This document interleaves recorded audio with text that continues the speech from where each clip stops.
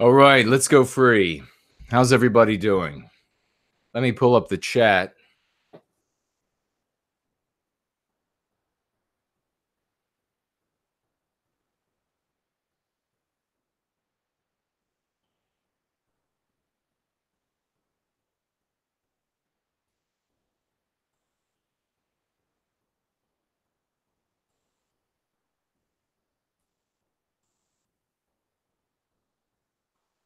How's the sound? Can everybody hear me all right?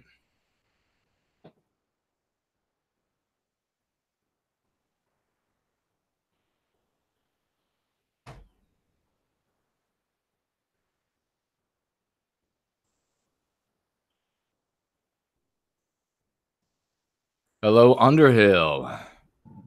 M. Bax, good to see you. Laura, yes, the sound. Okay, the sound is good, yes.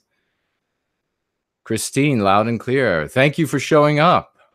Freedom Fighter, greetings as well. Ryan Manley, of course. Yes, good to see you. Dylan, good to see you. Glad the audio is working well. Syrup says he's back. The connection dropped. I guess that's the anti-whites trying to interrupt the process. Always up to some shenanigans. Anonymous says he enjoys the live streams very much. Thank you so much for that. Andre says, nice sound. Good. Good to hear that it's working. Smitty, hello. Good to see you. Always great people coming over to Go Free. And now more important than ever because of what's taking place here in the United States. I think what I'm going to try to do today is we're going to try to keep this as compact as possible and just communicate the information of what's happening in the US and why it's happening. I haven't had a lot of opportunity to take notes down, but I was able to get a handful of notes together on the congressional hearing, the House Judiciary Committee on the white nationalism and hate crimes and whatever else the anti-white verbiage they want to throw into. How many of you all have seen, looks like Larson Dillon has already super chatted with $10. Thank you so much for that. Judiciary would have banned the founding fathers as white nationalists. They absolutely would have. I mean, that's a reality that we've talked about many times in the white positive sphere, that the current regime of the United States, if you don't know, and I don't think I can say it anymore on YouTube, there are many more restrictions going into place to prevent this very powerful message of white well-being from reaching you. But there was an event that happened. I will just say that it was in 1913 in the United States. It took place in all Western countries at different times. It might be instructive for someone to put a list together to show when the printing of the currencies of their countries was taken over by private entities. Now, sometimes those private entities, they can appear to be something more than private. They can appear to be public. They often give themselves names. Like in the United States, they call themselves the Federal Reserve. Before that, they were called the Bank of America, I think was one name, and then the Second Bank of America. So these things are not they're not conspiracy theories. They took place. These things are documented even on the Federal Reserve's own website. But of course, the Federal Reserve is about as Federal Express. What really matters, you have to understand, is in a world where currency is exchanged for goods and services. That means currency is exchanged. And when I say service, goods, everybody understands pretty simply. The cars, the homes, the jewelry, the whatever it might be, the pacemaker. Services, though, people often get tripped up. Probably most of you will not get tripped up on it, but many people do get tripped up when we mention goods and services, because services not only includes a massage you might get or someone parking your car, the valet, but it also includes mercenaries. It includes the military. It includes the police. It includes murder. Services are all things that a human being can do. So in a world where currency is exchanged for everything that a human being can do as far as an action is concerned, He who prints the currency is a veritable god, not the people who sit in the fancily adorned theater that is government. They are not the power holders relative to those who print the currency. So just not, again, it's not a conspiracy theory, because again, YouTube is hypersensitive these days, looking the anti-whites at YouTube for any reason to shut down a channel, to shut down a particular broadcast, a video. And we want to make sure that they understand that we are simply sharing information that you can find on the Federal Reserve's website, and we are using logic to understand that he who prints the currency is the one who holds the power. So it would be informative if somebody would do that. All I see, white well-being pills, much needed after yesterday. Indeed, and I will tell you, there are a lot of positive things yesterday. Howard says, hello, brothers. Good to see you. There is the fact that they are, as Laurel says here, the goblins never rest. Well said. The fact that the goblins never rest, and the reason why they appear to never rest, we were just talking about. When you exchange currency for activity, you can have people working around the clock, and that is what they have working for them. Looks like we just got another super chat. Bill Ahura super chatting with $5. I can easily picture that rat-faced Nadler in 1930s Soviet Union, presiding over the international starvation of millions of Slavic people. Indeed, very well written. I mean, this is something that is not lost on those who are watching these proceedings and the ramping up of the censorship, why it's happening, etc. So I will say, first thing I want to say is, while we're getting into this, is please tweet, Gab, Facebook, VK, Minds, the stream, so that we can get it to as many people as possible while we are live. I don't intend to do another 3-hour stream today. I don't really have the time to. I want to get back to work on the second edition of Go Free, which is also, people have been asking, the second edition will be in electronic form, so you will be able to obtain it a little bit more easily. And the reason why that it has to get done is because now is the time, and we'll be talking about that. They have, the anti-whites have shared some information with us that no one has been mentioning, as far as I can tell. Of course, I've had a cursory examination. Others can correct me if I'm wrong. But no one has been discussing the big revelation, a huge revelation that the anti-whites in the regime have revealed to us yesterday. It is significant, and it bodes very well for us, for all that there is there to be pessimistic about, for all that there is there to be black-pilled about. There is something very powerful, some information that is very powerful that we could not have obtained on our own. And we will get into that toward the end. Looks like New Cloud Stalker super chatting 200 Danish krona, starting out with some truth bombs. No white guilt. National banks printing money is theft of tremendous magnitude. He who prints holds the power. Who prints? Anti-whites are currently among their ranks, to say the least. Amen. Very well said, Nuke Cloud Stalker, with that super chat. And by the way, folks, once again, if you want to get your messages to me, if you want you to get your questions to me during this Going Free stream, during this healing stream, be sure to tag me in the chat. That will up the chances that I will see your comments.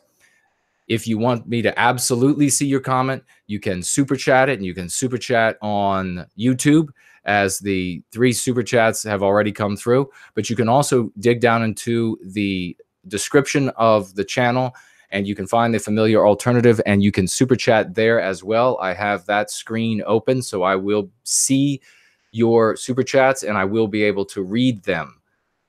So once again, if I could just, if you haven't, like the stream. We have far more people watching than we have likes.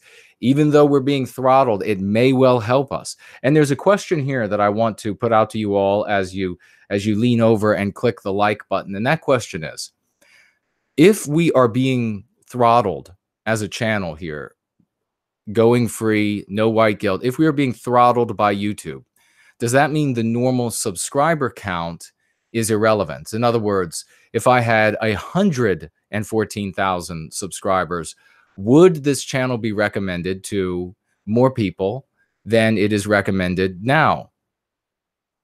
Am I gaining anything by having a higher subscriber count? On the other side of the coin, am I being harmed by a higher subscriber count? Or is the fact that there are more subscribers on the channel rather than fewer, is that cause for anti-whites to look more sternly at this channel and to apply more strictures?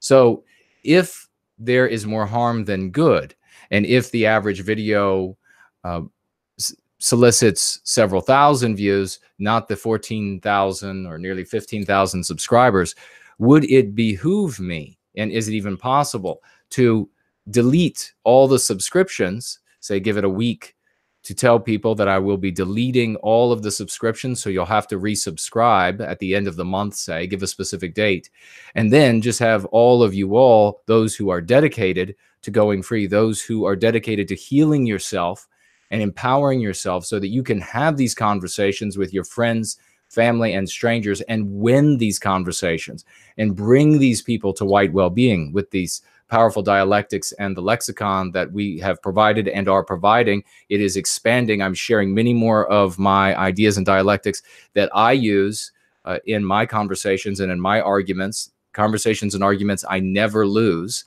I will be sharing more of those in the second edition of Going Free, because I feel that we have enough people now that it warrants it. We have enough people now that are going free that it legitimizes an additional a number of dialectics, an additional number of words being added to the lexicon. The reason why, you might ask, why not just present everything all at once? Well, there's a psychological element that it'd take too much time to discuss. Suffice it to say that a presentation of a prefabbed, I guess let's call it an ideology for a generalized term. A presentation of a prefabbed ideology is sort of akin to plastic junk that you receive at the store. It is like a prefab home. It is something that is inferior to something that has taken time to build, that has garnered attention, that has support, etc. So we have now reached a phase in the number of people who are interested, certainly the number of people who reach out to me. There must be far more people who are not subscribed to this channel that nonetheless watch. Perhaps they're not subscribed for the same reasons that people don't like to purchase things on Amazon, because they know they're being tracked. They know that their decisions and their views are being watched by the anti-whites, and they are.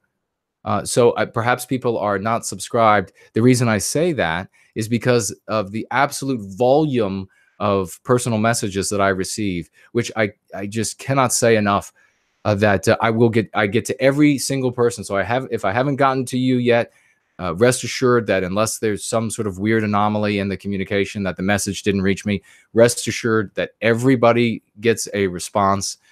And it's so gratifying to hear these personal stories from you all. Please continue to share your testimony. Share it with me in private, and share it in the chat. Share it in other chats of other shows, that you are going free and that you have used this word from the lexicon, or you've used that dialectic from the going free process, and you had success with your family. You had success with your coworkers. You had success. Share this, because this is the time to be sharing these things. This is the time to be getting excited, because you'll see a little bit later in this conversation that based on what the anti-whites have revealed to us, there are good omens in our skies at the moment. So let me just take a quick look over at what's going on, make sure I haven't missed any super chats or any comments to me.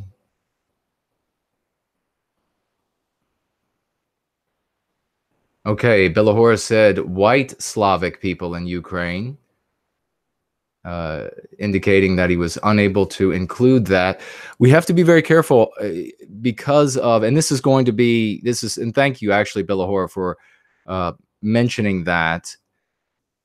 We are going to have to take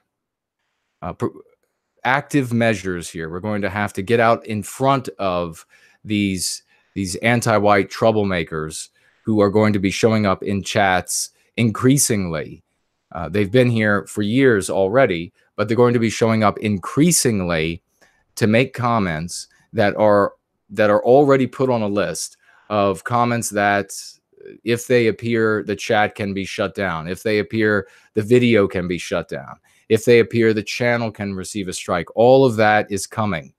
And so we have to take these steps ahead of time to curtail certain phrases, certain words that otherwise are certainly inoffensive, in some cases, in many cases, maybe even satire, people just being edgy. But the anti-whites are going to use these things to cut the tongue out of my throat, out of my mouth, and to cut the tongues out of the mouths of others who are in the white positive sphere. So we're going to have to take these proactive measures to get ahead of it.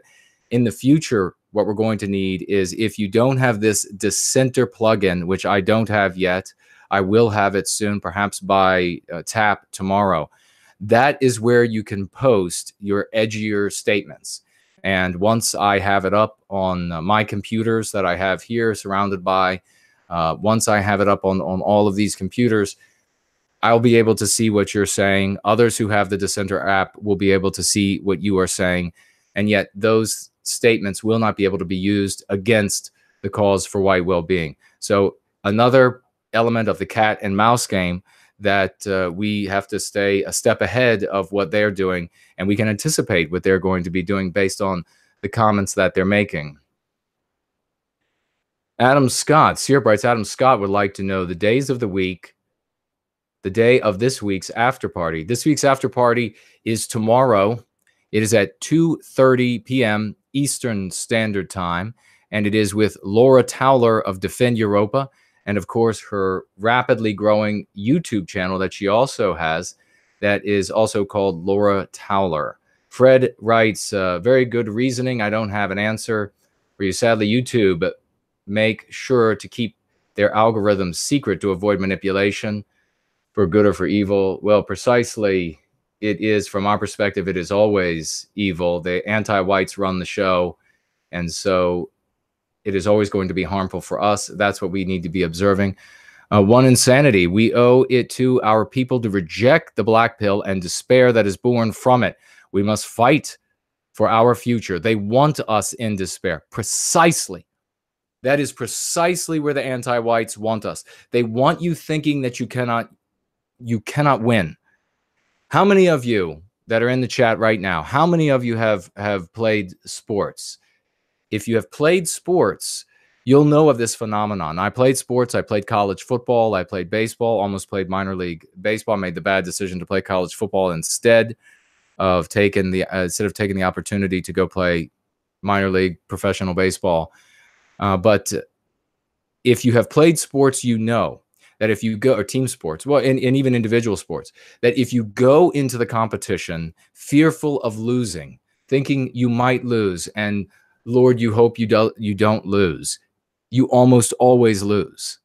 You cannot go into the competition that way, and you certainly cannot go into the battle of ideas, this cold and sometimes hot war that our victimizers inflict on us. You cannot go into that environment hoping that you don't lose. You cannot go into that environment saturnine or depressed from X, Y, or Z that they have presented to you, of some idea or some image that they have this irresistible momentum. And so you have to submit. You cannot go into it looking at it that way. In sports, as in life, because sports are like a microcosm of this macrocosm, you have to go into it wanting to win. Not confident that you're going to win, not believing that you're going to win. You have to go in there and you have to want that moment. You have to want the ball in whatever sports ball analogy you want to use. You have to want the ball at the critical moment to win the game. That is how we have to approach white well-being. We have to go forward with this wanting to win every day. It's the exact way that this turns out is immaterial. We have to be flexible about that outcome as long as it serves white well-being. Does that make sense? We have to be absolutely focused on getting to that outcome of white well-being. And at the same time, we have to be flexible about what exactly that outcome will look like. That has to make sense, because if you face it like that, that is how we are going to win. You cannot become tied. You cannot burn your energy up with how are we appearing right now? How will we, how it has to, the outcome has to look exactly like this. And that's really where most people make their errors, is that they think the outcome has to look a very specific way. And if we are not moving to that very specific way, or it seems very unlikely that it will look that specific way, they've burnt all of this valuable energy inside of them up in this concern, in this worry, in this fretting over it never happening. Don't burn any more energy doing that. Move toward white well-being. Be flexible with what it will look like when we get there. We have plenty time to modify and to mold what the outcome is once we've recaptured our destiny. So let's see. NBK ITB super chatting £9.99. Thank you very much for that. I really appreciate your work, brother. Greetings from Wales. Well, a salute and greetings back from Virginia. Thank you for being here. And the cause for white well-being is an honor to serve with you all. I know I saw another super chat. I think it was from Elaine Sabatino. There it is, $5 from the great Elaine Sabatino, another gem in our community. Thank you so much for the investment. I was afraid to subscribe to No White Guilt, Mark Colette, Red Ice, Amren, and other dissident YT channels for a long time, even though I shared your sentiments. So exactly what I was saying. Perfectly placed. Thank you very much for that honesty, Elaine. That is exactly what I was speculating about people. I've seen it in the white positive sphere for a great many years. People who are even afraid to write to a P.O. box. People who say, please burn the letter after you read it at the P.O. box. Now, some of us, I mean, certainly me, I could, if I wanted to be insensitive, view these things as silly. But I'm not going to be insensitive to our brothers and sisters. These are real concerns. People lose their jobs. When they lose their jobs, they can't pay for their mortgage. They can't pay for their health care. They can't feed their children. They can't pay their bills. And that's what we want from working at a job. We don't want the dollars and pennies that we get from the job. We want the things that the dollars and pennies buy. We want to be able to pay for that baby's formula. So these are real concerns that people have. Now, sometimes the concern, yes, can get carried away. Please set fire to everything, and maybe even I can imagine somebody going to mail, send a land mail or snail mail off and putting on rubber gloves so their fingerprints don't get on it. I mean, it's getting a little excessive. And you can let your imagination run with you. Don't do that. I mean, the reality is that in this day, if the anti-whites really want to know who's out there and who cares about white well-being, they're going to be able to figure you out. That is a reality that is inescapable. And if your fears are so great that you can't fathom that someone somewhere might find out that you care about white well-being, then you're probably also hampered. I mean, you probably have agoraphobia. You're probably also hampered by fears of storms. And I would recommend, I feel sympathy for you, but I recommend professional assistance if you get into such a state. But I am here, and I have been in the white positive sphere fighting for our people with my face, with my name out there for a very long time, saying things that the anti-whites absolutely despise. Obviously, people like Jared Taylor, the great Sam Dixon, these people are financially doing well, still alive. They've had, not to say that they have not had challenges, but there is less to fear. Pardon me, less to fear here than than you think. You are safe in this very rapidly growing community. So let's see. Mbax writes, do you think the hearing was held because we are massively waking up? Well, smart young lady she is. We'll be getting to that.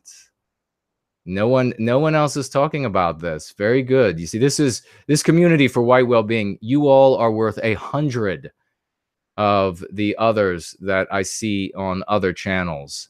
And we always glean from the other channels the best of the people on those channels. And it's just it's a thrill for me. I always draw the best people to me, and we draw the best people to the cause of white well-being, because this is what's going to succeed. Not these old styles, not these old paradigms of losing. Kevin Burger King, what position did you play in football? Well, it depends on the level of football you're asking about. In youth sports, I played both ways. I played offense, mostly running back, defense, mostly linebacker. I played on, obviously, all special teams. In high school, I was mostly a running back, kickoff return specialist, and quarterback. And at university level, I played kickoff return and defensive back, because I'm one of those white guys, or I'm a little older now, but I was one of those white guys who was as fast as the blacks were. In fact, I was the fastest on my team. I also had a significant vertical leap. So I'm not sure. I think it was maybe 2 seasons ago, the fastest guy in the NFL was a white guy. So if that answers your question, then Laurel writes, if you're making a golf shot over water and you focus on the fear of your ball landing in the water, it will. You have to envision the ball making it over the water. Precisely. You have to know that you are striving for that hole on the other side of the pond, because if that's not what you're focused on, if half of your energy is being drawn away to that fear of that water hazard, I guess is what they call it in golf, you're going to end up in the drink. She's absolutely right. We have to be focused on winning. Fred writes, Red Ice is officially not being recommended to anyone, so their subscriber count isn't helping them get new viewers. Now that is fascinating. Can anyone else speak to what Fred just said? Does anyone else know about Red Ice? Can they confirm or second what Fred is saying about Red Ice, that even though they have a massive subscriber base, they are not being recommended to anyone? Because if that is the case, then a larger sub count is only going to harm the channel. It won't do any good for the channel. And that's something I'm looking into now. Andre says he took me as a defensive end. Well, no, my playing weight was, I was roughly fluctuated very slightly between 185, 190. And I ran a consistent 4.4 second 40-yard dash. So I was very quick and a little too light to be a D end. I could have in high school, but at university, they're much heavier, and very often you have to take on fullbacks. Okay, so let's get ready to go into this. El Ronder writes, the House Judiciary spoke about it openly yesterday. I'm not exactly sure what you are referring to, my good brother, but let's really quickly click the thumbs up, click the bell if you haven't on the channel, subscribe if you are not, or if you've been unsubscribed to the channel. We're still trying to make the decision of whether or not all the subscribers from the past who enjoyed videos from the past, who might not be watching anymore, who might not be participating in white well-being, if they should just be released, even if it's possible, I don't know. so as to protect the channel from the scrutiny of the anti-whites. But if you could please tweet, gab, like, put it up on Facebook, put it up on Friends, get it out to your community. Maybe even if there are other streams going on right now, jump on over to those streams. Let them know that we are going free. We're not just sharing some news. We're done with that. I see Jilly Storm just showed up. Owens called out Antifa violence in Congress. I guess she was talking about Candace, I think her name is. Let's see, what else do we have here? Yeah, we're not just sharing news. Now, I know that there are endless channels from which you can get news. Good. Go to those channels for your news. There are endless channels from which you can get people giving their opinions, sometimes in a really pedantic, annoying sort of way, on the news. You enjoy that? Good. Imbibe all of that material. What we do here is constructive. What we do here is focused on saving Western kind by recapturing our destiny. And the vehicle for doing that is going free. The vehicle for doing that is a psychological and cultural approach that we wed as one, and we deliver to our people a message that undermines the anti-white ideology with which these people are infected. It negates anti-whiteism, and it negates the future infections of anti-whiteism. It is not a guess. It is not my opinion that this works. There is endless evidence. I continue to have people reaching out to me saying, I finally decided to use these ideas, and they are working again and again and again. So since they're working, let's get to this process of spreading this curative contagion of white well-being.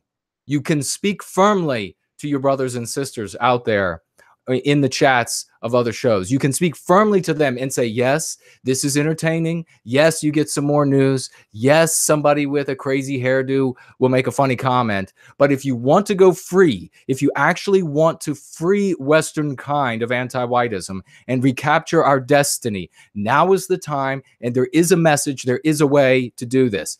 If you are the kind of person who is insanely jealous of what you share with your family members or friends or what have you, you go ahead and tell them that you have invented all of this, but share it and get it out there. I don't care.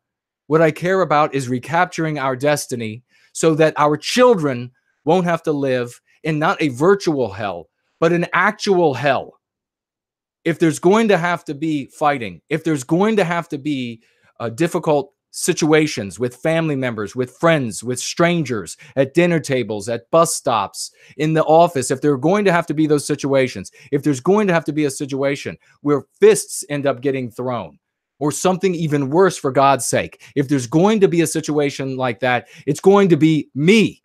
It's going to be you. It should be, rather than the young white children now, who are now just with their innocence looking up to us. If you're going to tell them not to drink poison, or for God's sake, not to, or what to do if they catch on fire, as though that is ever going to happen.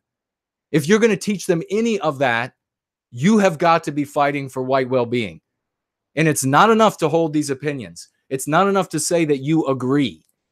No, you have to take the steps now, because the responsibility, the onus is on you. It's on me. We are the people who are going to make it happen.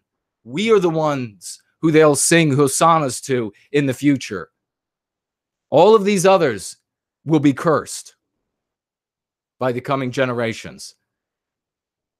So again, if you want me to see your comments, and we're going to get right into these anti-white bastards in the House Judiciary Committee. Don't call them. And now we're going to get, since we have enough of you and you all are mature people, we're going to get more and more stern with the application of this. Do not call any of these anti-whites Democrats ever again. Do not call. Now you can, if you're telling the story of, say, the Democrat Party is doing X, Y, Z, that's one thing. But when you are talking about these people for what they are, you call them anti-whites. You never call them liberals again. There is no reason to ever refer to these anti-white bastards as liberal. You liberally apply sauce to your stew. You liberally apply another scoop of ice cream. Liberal is a good thing. Anti-white is what they are. They're not liberal. If they would let you get away with it, and conservatives are almost there, the conservative types are almost there. If you would allow them to get away with it, the anti-whites would force you to call them the angels of heaven.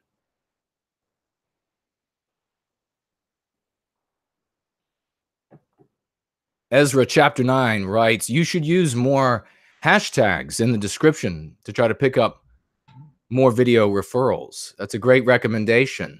If you know hashtags that are very successful, please reach out to me on my website, nowhiteguilt.org, and share a list with me. I'm very interested in what they might be. News, One Insanity writes, news just aren't enough. We need a paradigm shift for our people, especially the men.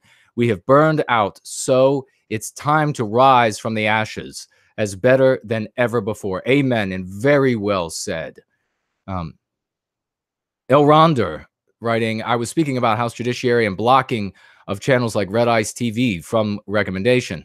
I hope someone will make a video where he proves that all with screenshots. Well, there should be those out there who are able to do this, and I hope they will. I hope they will make that happen. Looks like we have a super chat from Laurel, who dug down into the video's description, which you all can do, to find a familiar alternative where you won't have 33% of your super chat taken by the anti-whites at YouTube. And she writes, it's getting darker, which means, of course, that we are getting closer to our magnificent Western sunrise, just as you assure us. Amen, Laurel. Beautifully written. Thank you for your constant guidance, support, dedication, wisdom, and love for us, Jason. Thank you very much. Much love in return, Laurel. Super chatting with $10. That investment is most appreciated. Thank you for that. All right, let's move down here. Andre writes, promoting the spirit of the Western man. Hail, no white guilt. Hail in return, brother. Lisa P., you've been openly sharing online the IRL now.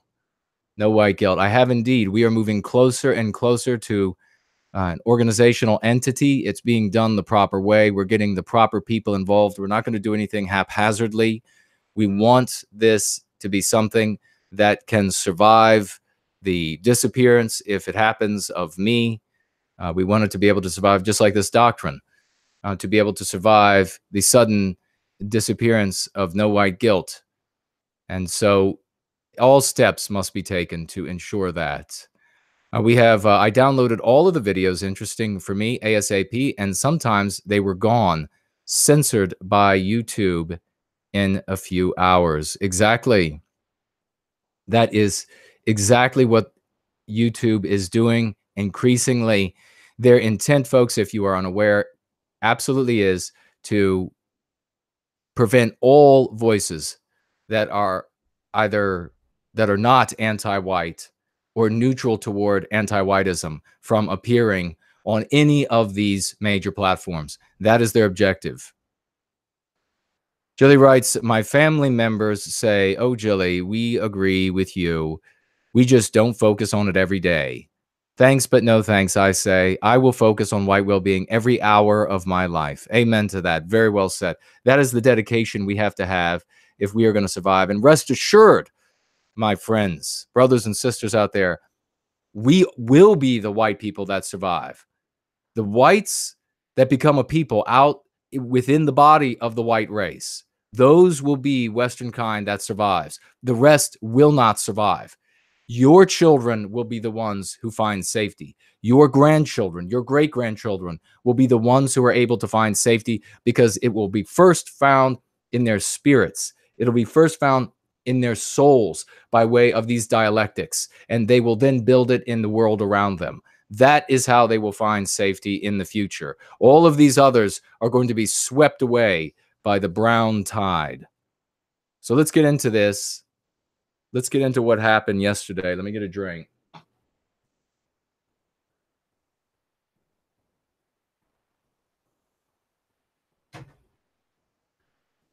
Lisa P writes, I like Tutar, but love no white guilt. Well, love in return, Lisa. Thank you very much for that.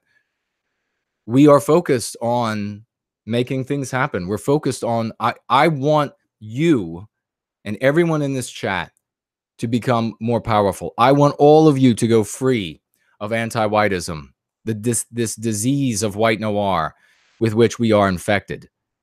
I want to cure you all so that you can cure your friends and family, so that you can have that argument with your neighbor that you used to always lose because he or she has that anti-white training of life, of how to win, the specific little phrases of what to say, and you've been trained to lose.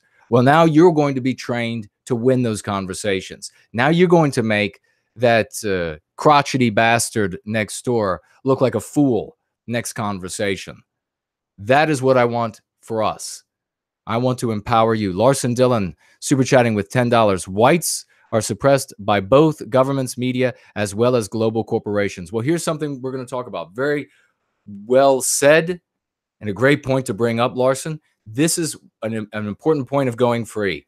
All of that, the global corporations, the governments, the media, the universities, the heads of the major Christian denominations around the world are all encapsulated by the term regime. The regime is this monster, this anti-white monster. It doesn't change. Don't use this word the way that it has been used in the past for like the Trump regime or the Bush regime. Don't use it like that anymore. The regime, capital R, represents this giant anti-white monolith. They control all of these heights. It doesn't make sense to break it up anymore. It doesn't make sense to talk about the media as different from the government, as different from the universities. They're all the exact same thing. They work in concert. It's important. It's very important to the psychology of you going free, that you understand that they are the same thing and that they are dominated by anti-whites. An exception to the rule proves the rule. Remember that. All of these things are the same thing. They are all anti-white. The government, the state governments, the county governments, your local public school, the federal government in the UK, they are all the same thing. They're dominated by anti-whites. View them from now on as the same thing. Discuss them from now on as a single entity. And treat them, therefore, as a single anti-white entity. If you do so, you will move from a healthier position. You will make decisions from a healthier position than you would have otherwise made decisions. Does that make sense? You have to view them as a monolith that are dominated by anti-whites. They're not a single brain. It's not a couple of brains. It is an anti-white monolith that is populated and dominated by anti-whites, and therefore all of its actions are going to be anti-white in nature. Exceptions prove the rule. You need to view it this way because it does a couple things. It compartmentalizes and puts our victimizers into a specific place, and it puts you in a specific group, a group that is being harmed by this entity. And therefore, since you are a member of that group, you are being harmed. So, how do you improve your state? How do you improve your safety? You improve your state and you improve your safety by improving the state and safety of our group. We haven't done this as a people in a very long time. And I know it's going to be hard. I know it's going to sound weird at first. I know it's going to feel a little uncomfortable at first. But this is what we have to do.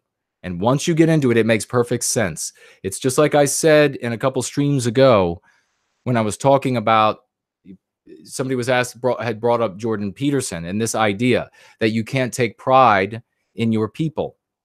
And I've seen the videos of him saying this, just disparagingly saying, well, what is it to be proud of your people? That's nothing. That's nothing you did.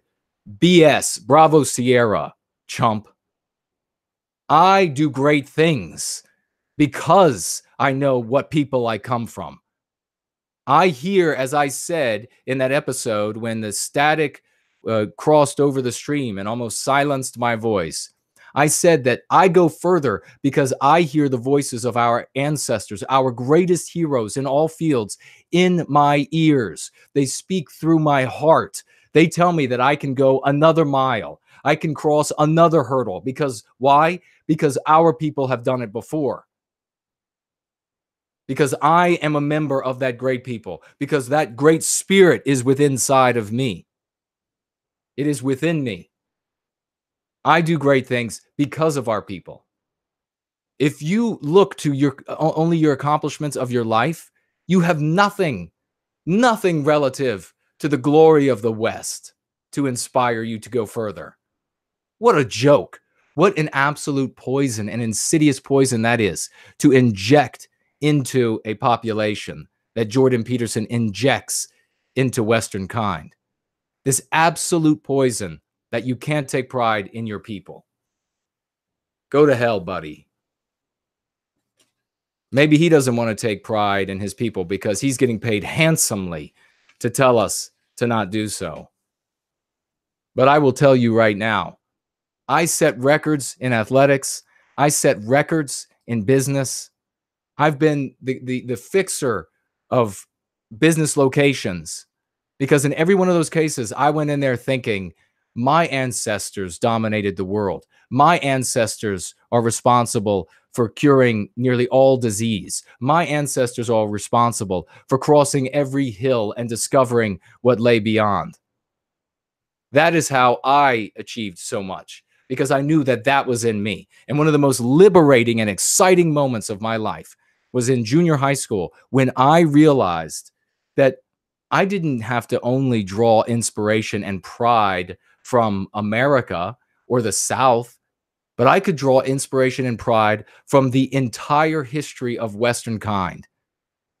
I could be as proud of the accomplishments in Poland or in Hungary or in Canada as I could of the accomplishments of my fellow Virginians like Stonewall Jackson and Robert E. Lee. All of that is my history as well. And you take that on and see if that doesn't fill you with a light that shines from here to the moon. Let's see what else we have to say here in the chat. I want to get on to this subject because there are a few things to talk about that I think are relevant. Poseidon is here. Great to see you. Always inspiring with your words. Thank you very much, good sir. Always inspiring to have you amongst us. Looks like Russ Wolf super chatting $6.16. Loving the new book so far. Homeschoolers in our movement need to have this book in their curriculum. Well, I don't know if you're talking about Go Free or Born Guilty, but both of them have material that will be very useful for your children. We need to inoculate our children. I'm going to be doing, and this is why I'm going to ask you all as we get to the end of this stream I'm going to give you a preview. I'm going to ask you all to redouble and retriple your efforts because I'm asking that of myself. I'm only going to ask of you equal, not even equal, but something less than I'm willing to give myself. I'm like, I see myself, and this is back to the comment about the drawing pride from our ancestors and from our accomplishments. My Southern ancestors who went to war when the United States invaded the Confederate States of America, those generals and those commanders, unlike many other periods in history, and certainly unlike, regrettably, the United States, who was in the process of invading the Confederate States of America, those leaders did not lead from the back. They didn't ride far behind the lines and then relay the messages up to the front. No, they rode up in front of their soldiers. In fact, not far from here, very near where I live, is Manassas Battlefield, where the first major engagement of the War for Southern Independence took place. The United States had invaded Virginia after it had seceded. And troops had come from, and when I say troops, there was no official military in the Confederate States of America. This is what's so inspiring. And we can look to many places across the West for this sort of inspiration and examples of our people's heroism. No, they just rode around to people's homes and said, Virginia is about to be invaded. They did this in North Carolina. They did it in South Carolina. They did it in Georgia. They did it in Florida. And men answered the call. Our people said, I will go. They put down their plows.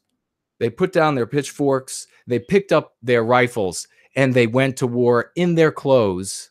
Many, not pretty uniforms as we see presented in the movies. They went in their clothes, just their farming clothes. And they went up there to Virginia, where I am today.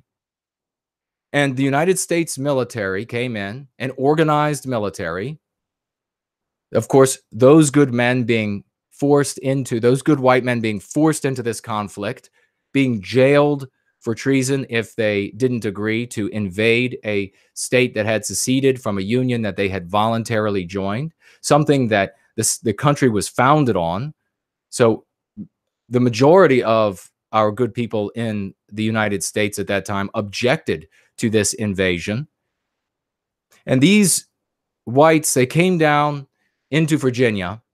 And so the South Carolinians and all of these different groups that had arrived here in time to help defend the state of Virginia, the Confederate States of America as a whole, from the invasion, went into that battle, and they were not prepared, they were not trained as soldiers, and they were losing the day. All morning, they were being swept from the field, further and further back into Manassas, Virginia. And then a general by the name of General Bernard B., which I believe was a general from South Carolina, in the retreat, slightly disorganized retreat in the face of the advancing United States military, looked up to a ridge where there was a pine forest, and they tried to keep that forest the way it looked back then. And he saw that this wall of men walked out of the woods. And riding at the front of that wall of men, not at the back, ladies and gentlemen, at the front was General Jackson. General Jackson had ridden into the countryside in Virginia and had rallied as many Virginians as he could to join the battle. And in the dismay of the moment, in the carnage of the moment, General B looks up and he sees Jackson, and he sees the Virginians, and he sees that his troops are beginning to give to flight. They're fearful of dying. They're fearful of a rout. And he gives at that moment, that general in the midst of battle, again, not somewhere miles away, in the midst of battle, on top of a horse, just as General Jackson was on top of a horse, he gives the command to his men at the top of his lungs, and the flags are raised and the bugle is sounded to give the order to the men. He says, "There stands Jackson like a stone wall. Rally behind the Virginians." And South Carolina and the other states that had appeared moved up behind the Virginians. And at that moment, General B was shot dead in his saddle. And they brought the news to Jackson that the Confederate soldiers were in flight and that the United States was going to sweep the field and have the day. And General Jackson said, now eternally named Stonewall Jackson, said in response to this message that the United States was sweeping the field, they would have the day.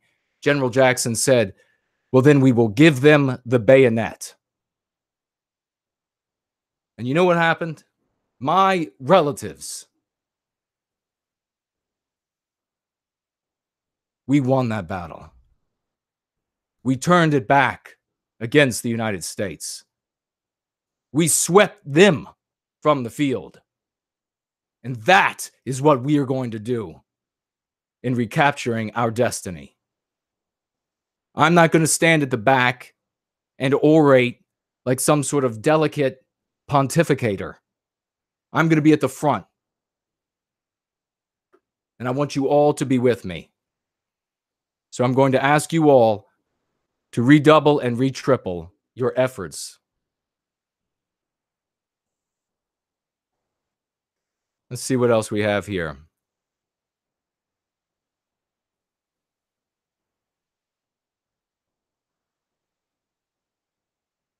I'm gonna post a picture that I took of the statue of General Jackson the other day at Manassas.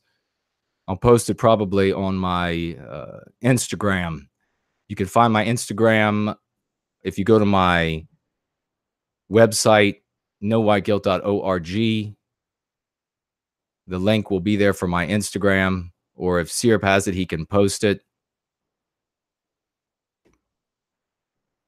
There's no surrender, folks. If it comes right down to it, we'll just hearken to the words of Stonewall Jackson. We will give them the bayonet. Goy meets world. Hail our Confederate ancestors. My ancestors enlisted down in Tennessee. I found their muster rolls online. Amen. Our men are heroes. Both sides. Both sides. Our white men are heroes on both sides of every conflict, internecine conflict that we have. Remember, just as our white men today are cajoled into conflict for the benefit of another, the same thing happened in the United States during that period of the War for Southern Independence. They were tricked, and then when they weren't giving in to the lies, they were forced into military service. Bill Ahura writes, amen, brother. Leo writes, there exist racial religious groups that have been doing this for themselves for many centuries. We need to start doing this for our own people. It has had great results for them. Amen. Andre writes, we are master workers and love our people. Thanks, no white guilt. El Ronder writes, Jordan Peterson, as a Canadian Christian, was now charged with 50,000 Canadian dollars, I'm guessing, for misgendering someone. Was he really? Was he really charged? Is that is that accurate? For misgendering someone. You see, that's the future that the anti-whites are going to create for you all. I see Mary Moon is here. Good to see you. B. Soupful is here. Great to see you as well. And of course, when I say, if it comes down to it, we will follow General Jackson's admonition to give them the bayonet, we are talking about rhetorically. We do not back down when it comes to the anti-whites. This is about psychology. This is about culture. There are no more bayonets and hand-to-hand conflict and warfare. It's almost all but gone. There's someone in my city in Norway that has the Confederate flag on their balcony. Amen. I have heard many a times that the Confederate flag, whether it be the battle flag or what is called the naval jack, also used as the flag of the Army of Tennessee, is considered, has been considered by many artists, if it wasn't for the stigma, has been considered by many professional artists to be the most beautiful flag ever created. And of course, I would have to say yes, being a Virginian, but that should be understandable. Truck My Ad, super chats with $2. Thank you very much for that super chat. Eke Lux, good seeing you. Hey, buddy. Great to see you in the community for white well-being. Unicorn on the Cob. I have a white positive project. I want to get funded. Do you know if Kickstarter or I guess we should say any? I don't know if any of these groups these funding sites are any better. I'm going to tell you about some recent censorship that I am undergoing. Let's see. Jilly Storm, why did Trump pick Stephen Miller over Jared Kushner to curb legal immigration? Why is Miller against U.S. invasion of non-whites? Kushner's immigration stance is typically anti-white. Something to think about, isn't it? I wonder why that is, folks. Let's see. What else do we have here?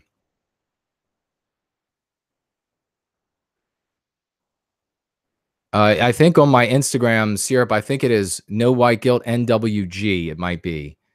That might be what it is. Do you think that the internet censorship will lead into the red-pilled online people forming bonds IRL? Yes and well, maybe not yes and no. Yes and yes. There will be more IRL and there will be more online communication because their censorship is going to proliferate the means by which we communicate. It's not going to truncate it. You see, there's Jessica Wild. Good to see you. I think I mentioned Ryan, Jesco. Exactly. We need to build our monuments back bigger and better next time. I'll tell you what, the monument to General Stonewall Jackson is an inspiration.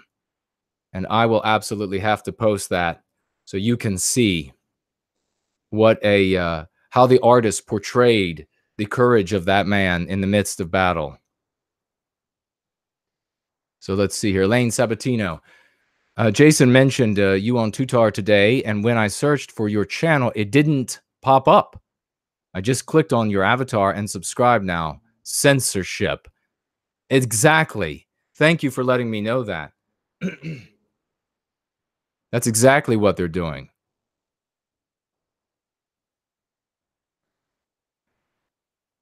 Let me see. Heavier than heaven, right? Southern Confederate here and damn proud of it.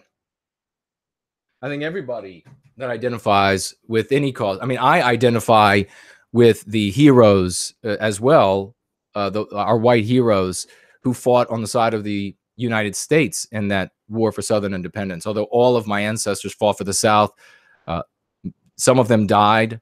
The most tragic died at the very end of the war, having served throughout the totality in the cavalry. But I draw my inspiration from them all. Somebody writes, I can't follow you on Instagram either. You're not being permitted to follow me on Instagram. Luna writes, Andrew Jackson was another brave white man. Damn right he was. We need another Andrew Jackson. We don't need another Trump. We don't need another TV personality that builds sparkling buildings. We need a statesman like Andrew Jackson who had, how many duels did he fight in his life? Can somebody research that really quick and give us a roundabout number of how many duels that man actually participated in?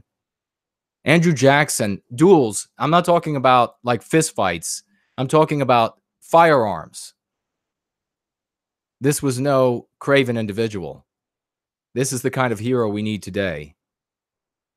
Underhill says, I really liked your storytelling. Actually, it was quite hard to tell that story because it always, about First Manassas, because it always builds a lump in my throat when I think about my family and Jackson coming through that forest on that day that was a rout and putting an end to that.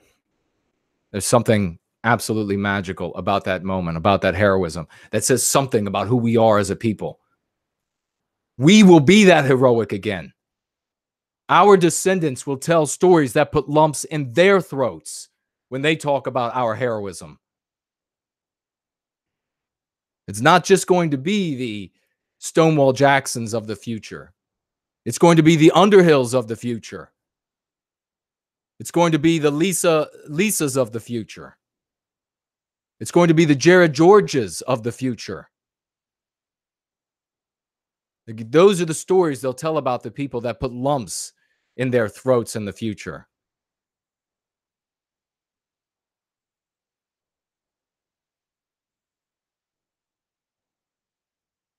Some people are writing 103. Is that for the number of duels that Jackson was in? Over 100 duels, Syrup writes. My God. My God. That guy had a set on him. And does anybody want to look up what he said about the bankers? Because we got a lot of lessons that we can learn from Andrew Jackson. We need to build a bigger monument to him in Promethea. We'll build a monument to him that dwarfs the Statue of Liberty by fivefold. Free helicopter rides, super chats with $5. What are your thoughts on strategic relocation currently in the despotic state of New Jersey? Wife and I are considering Adams country, Gettysburg area. Well, there are a lot of Confederate flags there, I'll tell you that. It's well known that Pennsylvania is the most southern state of the North. If an area has become dangerous for you, your family, especially if you're a woman, and your children, if it has become dangerous, then you need to strategically relocate. You need to find someplace safe to rear your family. That is not surrender by any means. You're not giving anything up. A lot of people confuse when I talk about, standing and fighting for what is ours. All of this, all of the West is ours. But that doesn't mean, that doesn't mean that you continue to live in the neighborhood that now resembles Guatemala, because you are unsafe there. You need to be able to fight another day. So yes, move someplace safe. Continue the struggle for white well-being. Absolutely. I can't speak more to that specific area, but thank you very much for the investment. Johnny Jones super chatting with $20 to the cause of white well-being. Thank you very much. And again, folks, remember that every single penny you give in investment is going directly into the cause for white well-being. Not a single penny or pence or whatever the smallest unit of currency in your country is called goes anywhere but the cause for white well-being. All of it is getting used intelligently for the cause of white well-being. I took businesses that were in the red, that had too little cash flow to keep them alive for much longer, and I turned them right around. So you don't have to worry about any penny, any dollar you give to me being invested in an inappropriate way. Know that. It will all be made effective, far more effective than it would be someplace else. So let's see. Jackson was the son of poor Scottish Irish pioneers. Indeed, we were talking about that on Tutar, about this idea that somehow, this it's got to come from the patrician class, or it's got to come from the wealthy, or it's got to come from these people who are overly refined and delicate. Hogwash. Heroes don't come from that strata. And when they do, you find that they always move away from that strata. They don't continue in that effete manner. I mean, look at Alexander the Great, for example. He decided to ride out into the conflict.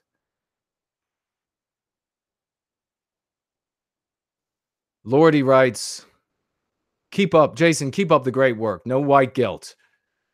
We must keep up the fight for our heritage. Amen. We absolutely must. Again, you can super chat here or on Streamlabs. Let's get into this. Congressional hearing, House Judiciary Committee. They were talking about white nationalism, and they were calculatingly redefining white nationalism to mean that white nationalism is an infliction of harm on non-whites. So what does that tell you? What does that tell you about their position? Ezra chapter 9 writes, if we are going to get serious about relocation, we should pick a state with a small population where we can win elections. I would caution this idea of everyone getting together in one area.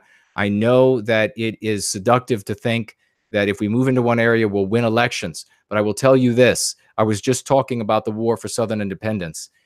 Even if we could take over an entire state with our vote, the federal government of the United States would shut it right down.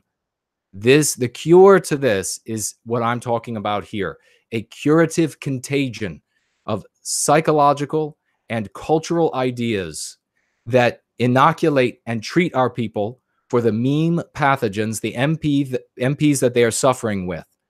That curative contagion is spreading and will spread like wildfire through the population. And the winning moment will occur when the anti-whites in the federal government of the United States, sitting at a table, whether they're white or non-white anti-whites, sitting at one of these tables, planning one of, some other sort of oppression or suppression of our people, suddenly have to look around and wonder, are the other white people in this room, or are the white people in this room, are they secretly serving white well-being? At that moment, we've won. So don't get focused on this idea of moving to a specific area. I know it's seductive, and then we take over the vote, and then we look at these places like in Wyoming, where you had these, what was that group called? If somebody can look them up, the free something or other, the militia group. Take over an area, you vote for your sheriff in there, you vote in the governor, you vote in the mayor, what have you, and then the federal government comes in. Remember, states' rights died when the South lost the war. The states now exist just as managerial bodies. That's all they are today. As states, we have no power. So the federal government now has the legal right to move right in. Now, that's only important. The legal right, don't get stuck on that phrase. That's only important insofar as the white working middle class accepts the implementation of what is concluded to be legal. That is the important thing. This is a very complicated issue. This is a very complicated endeavor. But I will just caution that you could take over a state. You could even take over a couple states, and they would end it for you tomorrow, unless you had nuclear weapons and you were able to end it for them as well. Lisa writes, they are afraid of us. They are only having hearings because they are afraid of us waking up. Very well said, smart lady. Our enemies are terrified. That's why they're using this thickest brush to paint anyone as horrible Nazis. They fear us. Well said, well said. Before the American Revolution, when Andrew Jackson was around 12 years old, he spoke badly to a British officer harassing his parents. The officer slashed his face with a saber. Iron Dreams has looked to the Northwest Front. Harold Covington had some ideas. Rambler 91 super chatting with $2. Thank you very much. What about a leader like August? I don't know who that is. Is that somebody in? Let me look him up.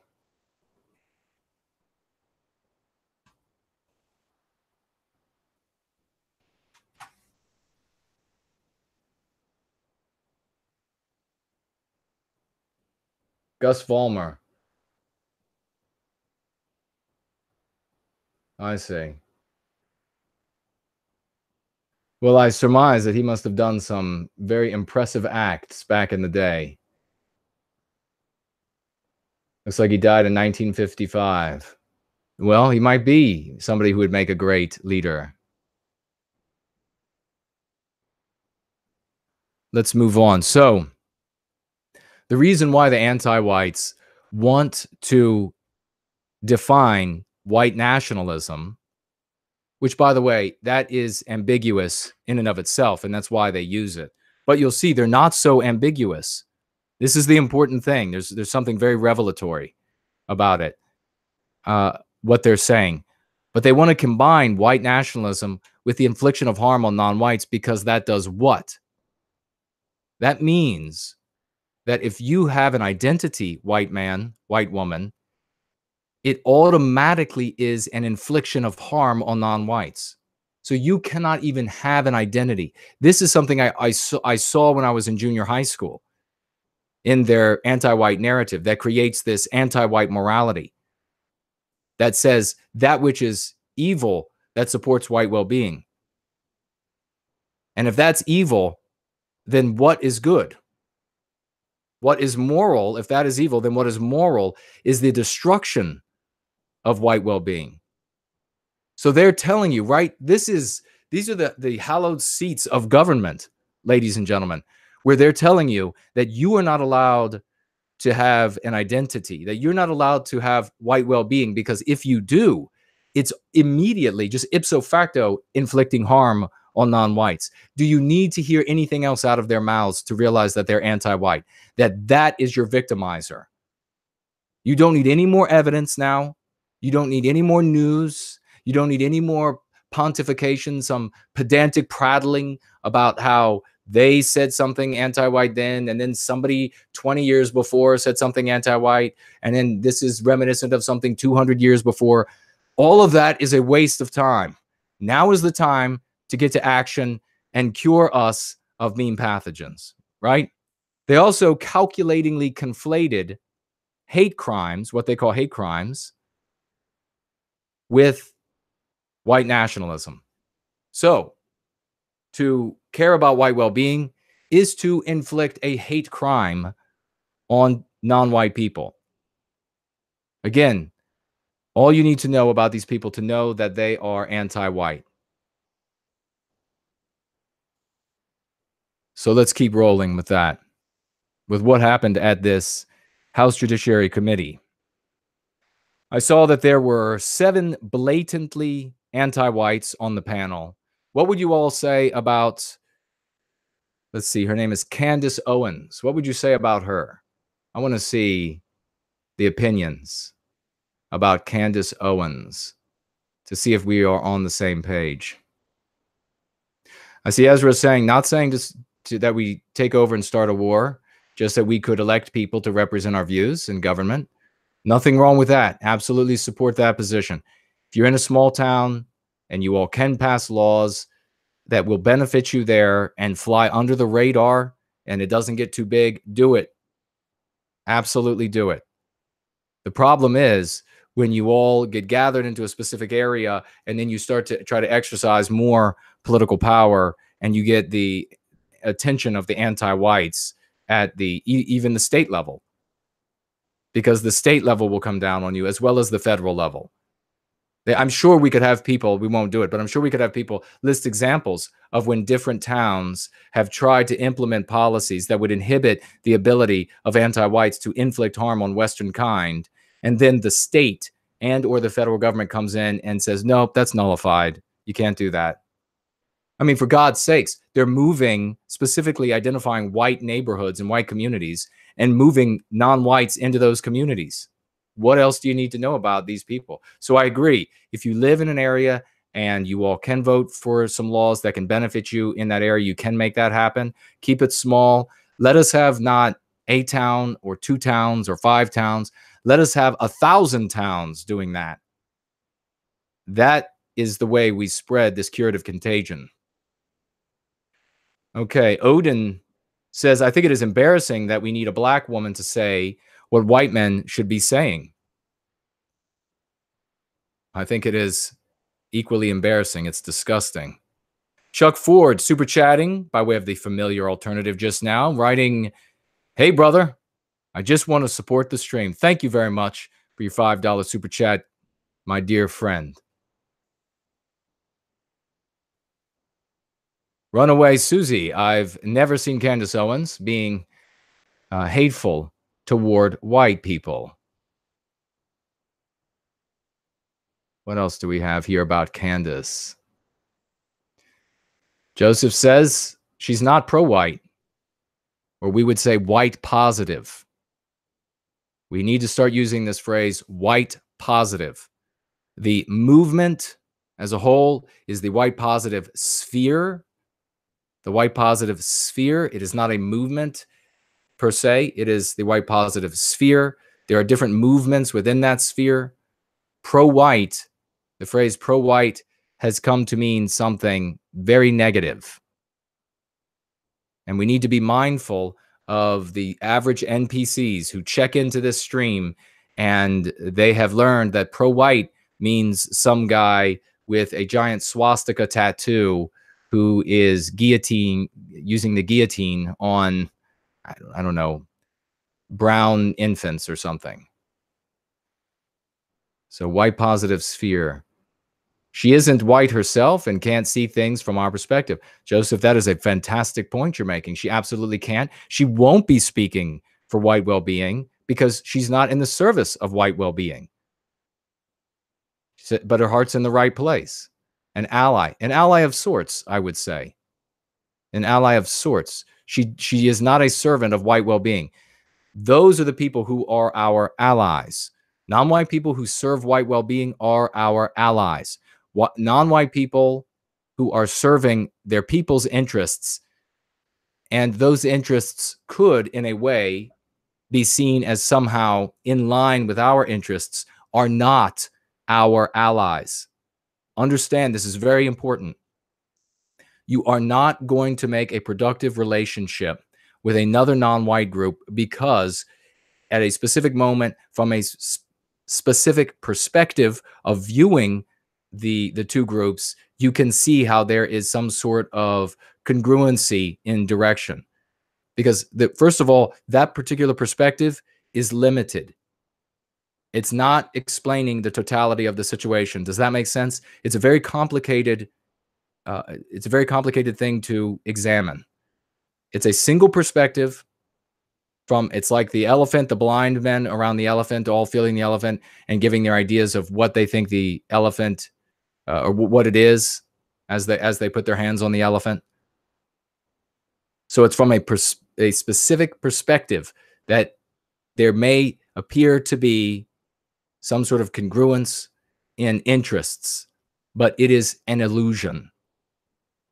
Each group is serving their well-being. Understand that. And we welcome non-whites who want to come over and serve white well-being. Those are the non-whites that are our allies. If they're serving their own interests and it's serving their own well-being, and from a specific perspective, it looks like it could be good for us, that is not an ally by any means. We cannot, all of these, there's been these ideas that have circulated in the sphere of white positive sphere for a very long time that we should make allies with this nationalist group or allies with that nationalist group. No, they never work. They're not real. It's only an illusion. It only appears that it can work from the specific perspective at a specific moment.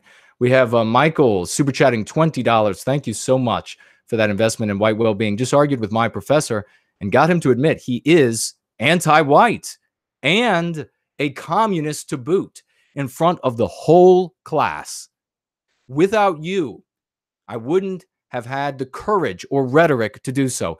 Thank you, Jason. Hail our people. Amen to you, Michael. Thank you for sharing that testimony. Please share that testimony 100 different places. Thank you very much for sharing that testimony. You won that day. You won that day for everyone watching there. You may have changed someone's life in that class who will go on to become a power broker. You have no idea the kind of impact you just had by doing that. That is the equivalent. Remember how there are people in the white positive sphere that say, just say you are a racist. Just own that you are these evil names, these tools of white oppression, these words that are tools of white oppression. Just own it. That's the same thing as being in the Middle Ages and just owning that you're a Satanist if you don't worship Jesus Christ. It is asinine. It is unbelievably asinine. But it's an easy out. And the anti-whites will take the easy out. Your professor just said he was a Satanist. Normal white people, the millions of middle class, working class white people, will see that professor effectively saying he or she is a Satanist, is evil. To say that they are anti-white, to own that, instead of saying, no, it's all of this list of pretexts for all of these wonderful things we want to do for innocent and downtrodden people. No, if you use these dialectics, you can position these people to force them to say that they're anti-white, as Michael brilliantly did. Amen to you. Everyone, let's see some applauding emojis for Michael and taking this dialectic, this lexicon to the classroom and defeating a professor in front of all of the other students. The Learned Goat, super chatting with $10. How exciting is that? How exciting. The Learned Goat, super chatting with $10. Thanks for the great work. The hearing was a farce. I would have loved to see you on the panel, my friend. Thank you so much for the $10 investment in the cause of white well-being. I would have obliterated them. They would have had to drag me out of that hearing room because there would be no stopping of talking when they told me that I've said enough. Rest assured, they would have to drag me out of that farce of a government spectacle. That theater is all that it was. And that would have been the best TV for our cause that we could have gotten. So let's move on. Candace Owens, I was talking about, and speaking about there, she is not in the service of white well-being. She is not an ally. She is not an enemy. You don't have to think of her as an enemy, but she is nonetheless one of our victimizers. She is nonetheless anti-white. Why is that, you might ask? If you don't know, it's because the interests that she pursues for her people run contrary to ours. The interests that she argues for her people will do harm to white well-being. It will perpetuate a system in which we continue to be exploited and persecuted for the benefit of other groups. That is her conservative or nationalist position. That is what those positions do to us, whether the holders of those positions are black or white or Jewish or whatever. Those positions are harmful to white well-being. That makes Candace Owens also anti-white. So instead of it being just 7 anti-whites, there were 8 anti-whites on that panel. And that is an important thing for you all to know and to learn if you didn't already grasp it. Because I have seen many people in chats yesterday saying that the only one we had representing us was Candace Owens. No one was representing us. No one. Candace Owens was not representing us. Not even in the slightest. But here's where you might be going wrong if you thought she was representing us. And this is another thing, just as an aside. I saw a lot of people saying that this was an opportunity to be given to whites to give our side of the story, if you will, what we're suffering from, our angst, our hurts. No, it wasn't.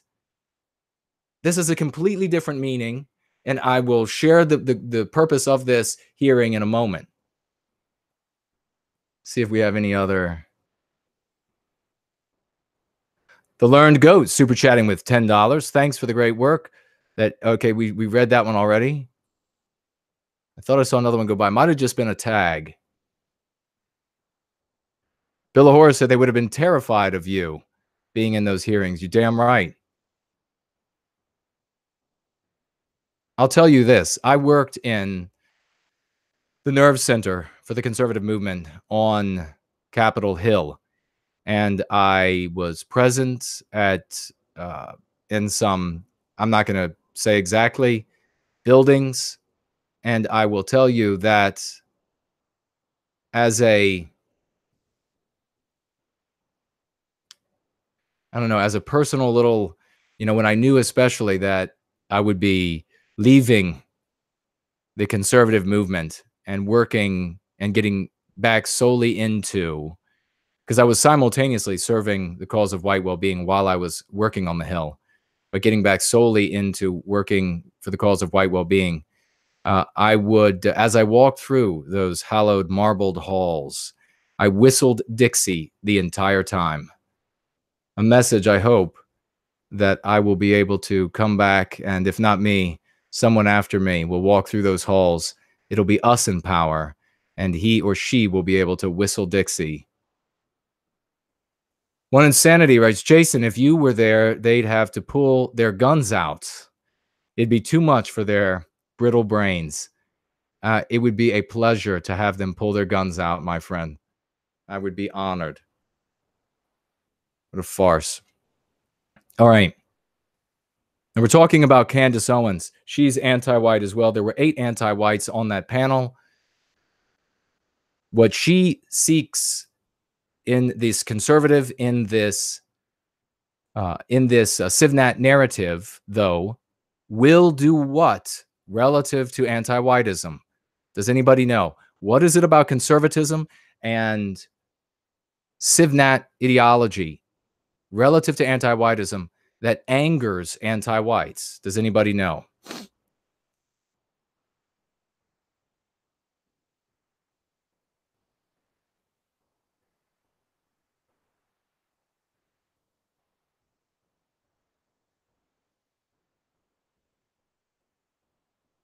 What she does by advancing conservative or civ-nat ideology is inhibit in some way, small or large, the harm that anti-whites can inflict on Western kind. As a consequence, all of the tools, all of the words of white oppression are also used on Candace Owens. Does that make sense? If you inhibit the infliction of harm on Western kind by anti-whites, it doesn't matter what race you are all of the words, all of the anti-white slurs. So she would have then been, and she may have called, maybe you all can tell me, called a Nazi, called a racist, called a bigot, right? All of these words are still used for her because her race doesn't matter. And if you think it does, this is where the fundamental error is made when it comes to people like Candace Owens. The error is that you believe, and you're also admitting, conservatives are doing this. Maybe not you in this chat personally, but conservatives are doing this. Civ-nats are doing this. They reveal, now listen to this, folks. This is huge. You've really got to take this in. You've really got to understand this. Civ-nats, and maybe this has been you, conservatives reveal that they know that white people's opinions and views and suffering don't matter when they advance, when they champion a non-white for their conservative civ-nat causes and agenda. They reveal that they know. Think about the psychological trauma that you're witnessing right there. This is the white noir that we talk about. Say it again and say it with me. It is the white noir that we were talking about. You are witnessing it. I am giving you the eyes to see this. When the conservatives and the civ-nats, and maybe it was you, and maybe it is the skeptics, or maybe it is any of these other communities, when they say, when they champion this black man or this white man or this non-white whatever, this non-white person to champion their cause, they are admitting to you that deep in their heart, they know that their suffering doesn't matter. Their joy doesn't matter. Whether or not they succeed in life does not matter because they are white. They are revealing that to you. That is the white noir. You're seeing the sickness in them.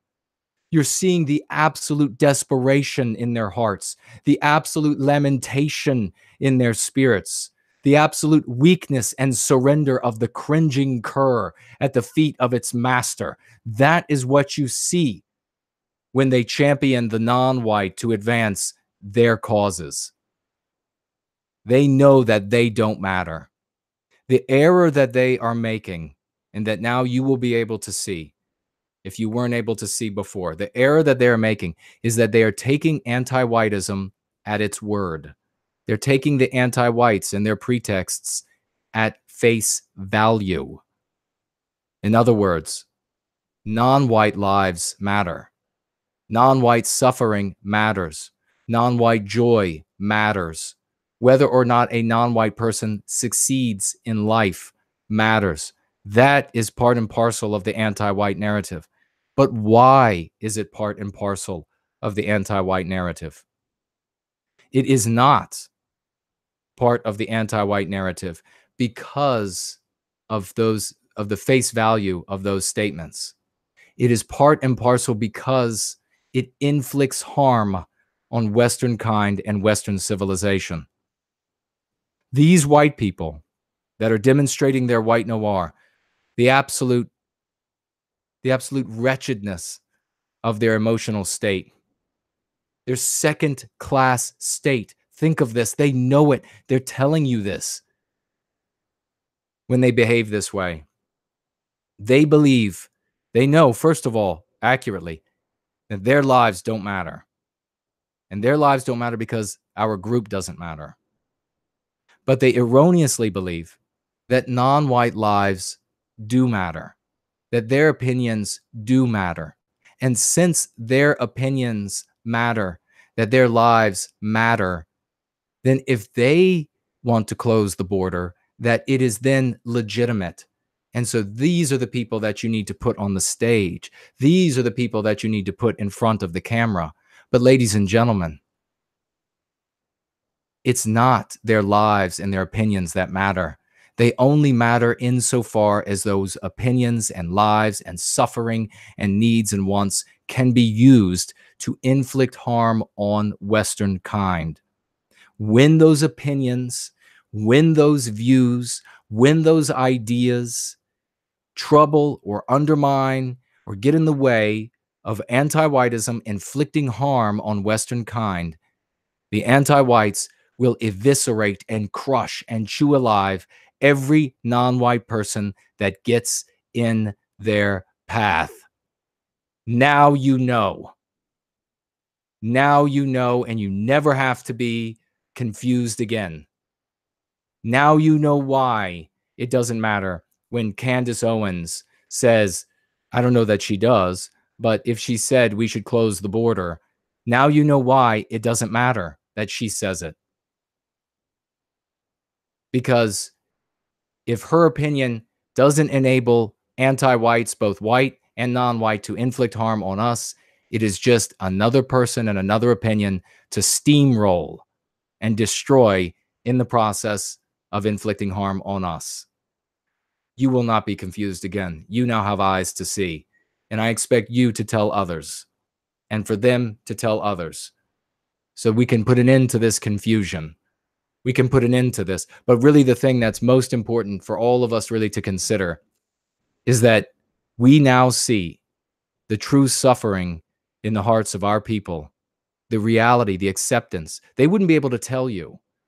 They wouldn't be able to say, oh, yes, I realize that in America, in the West, my views don't matter. My opinion, my hurts don't matter. My suffering doesn't matter. My angst doesn't matter. My expectations for the future don't matter. My feeling of loss when it comes to my communities experiencing white erasure, that doesn't, they're not going to be able to articulate that.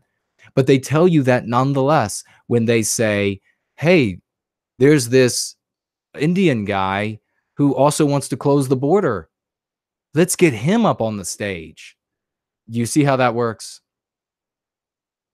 That should give all of you pause. When you think about the suffering of our brothers and sisters, the white noir, what kind of decisions come out of a person who's suffering like that in their hearts? What kind of decisions do they make when it comes to friends that they keep that maybe they shouldn't? What kind of how does it affect the influence of their decision when it comes to potential mates that they choose? They don't matter. Their lives don't matter. But the non-white man or the non-white woman, their lives do matter. So maybe they would make the better mate. Because then maybe the particular white person suffering from white noir, maybe then their life would matter a little bit. Maybe then their suffering would matter a little bit. Maybe then whether or not they succeed in life, or whether or not their children, their mixed race children, if they have them with the non-white, their lives will matter a little bit maybe. Do you see how such sick decisions, how such deleterious decisions emanate, injurious decisions emanate from such deductions, from such infections in their minds?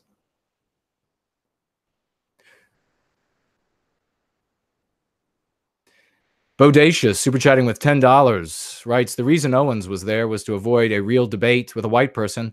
Instead, they staged a minstrel show. Thank you very much, Bodacious, for the investment in the cause of white well-being. We have Lama Dirks super chatting with $5. Rush Limbaugh argues against abortion and always mentions the rate of blacks, yet doesn't mention how the institution has decimated our birth rates. Precisely.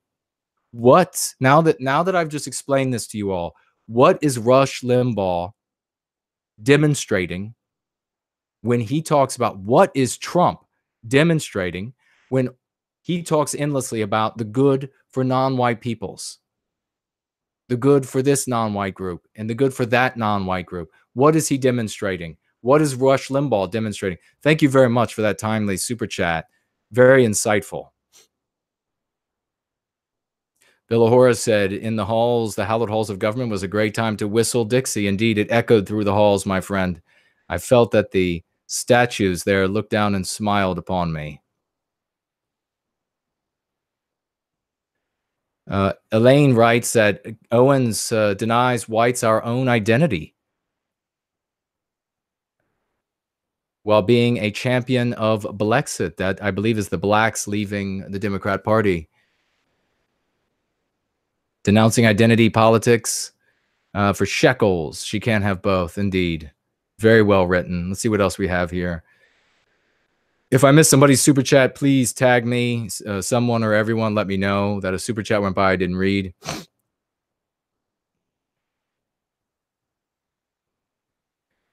Villahora, yes. When whites demonstrate that they need to have a non-white champion our views, we're demonstrating a knowledge that's emanating from a true sickness inside of our souls, that we don't matter, that our suffering doesn't matter.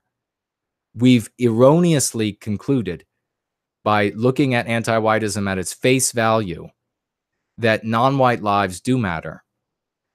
The reality is that non-white lives matter only insofar as anti-whites can inflict harm on us by way of that argument. Candace Owens or any other non-whites who say we need to close the border, for example, their lives and opinions are not going to matter because that would inhibit the ability of anti-whites to inflict harm on us. Very important point. All right, let's keep rolling. Let me see what I have here. I jotted down just a bunch of notes. I noted that what she talked about was objections to the Democrats keeping non-whites in fear to keep them voting Democrat. This is an absurd concern. Non-whites are not going to leave the Democrat Party until Republicans begin promising more of the white race's taxes and goodies to non-whites than the Democrats do. Does that make sense? They're going nowhere, not because they're being fear-mongered into staying with Democrats. They're going nowhere because the majority of them are anti-white and they are profiting at our expense. That's why they vote, the majority vote Democrat. The only time that you can expect or look to non-whites leaving the Democrat Party and coming over to the Republican Party in any significant numbers is if a Republican politician says to the non-whites or a specific non-white community, we will give you more of the white race's tax dollars.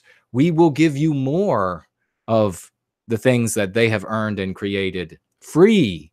You can just have it all. Then you can see a real competition between Republican and Democrat.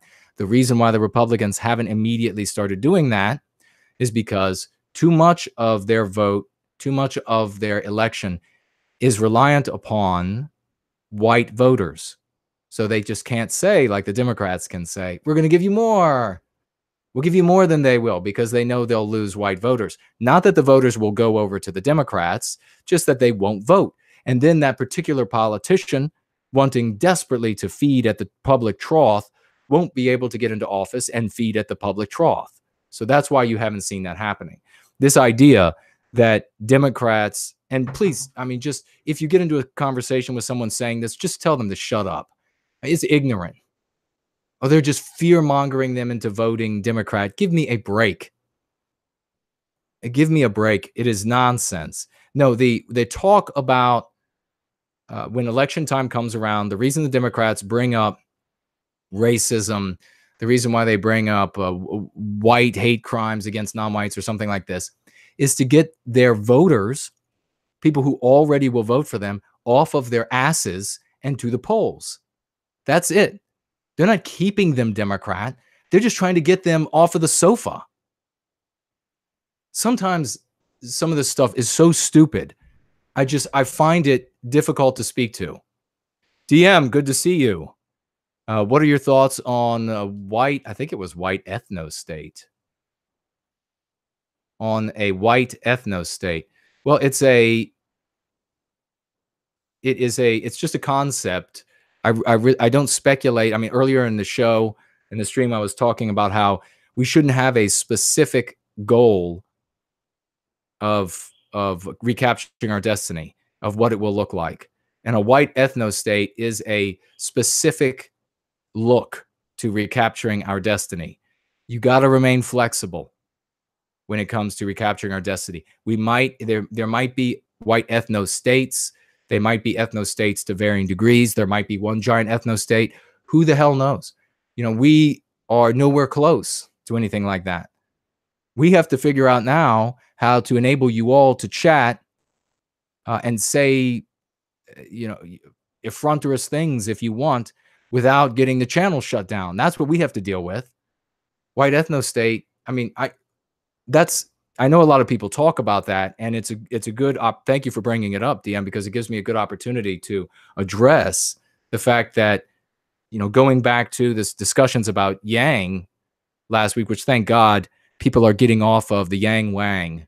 If you haven't gotten off of the Yang Wang yet, and or drinking the Yang Tang, you need to do that, away from it as quickly as possible. These ideas about how can we make UBI work when you first have to close the border, you first have to, there are 1,000 things that you could never do. Look, call me when you can lasso the moon and pull it down, and then we'll talk about how to solve UBI.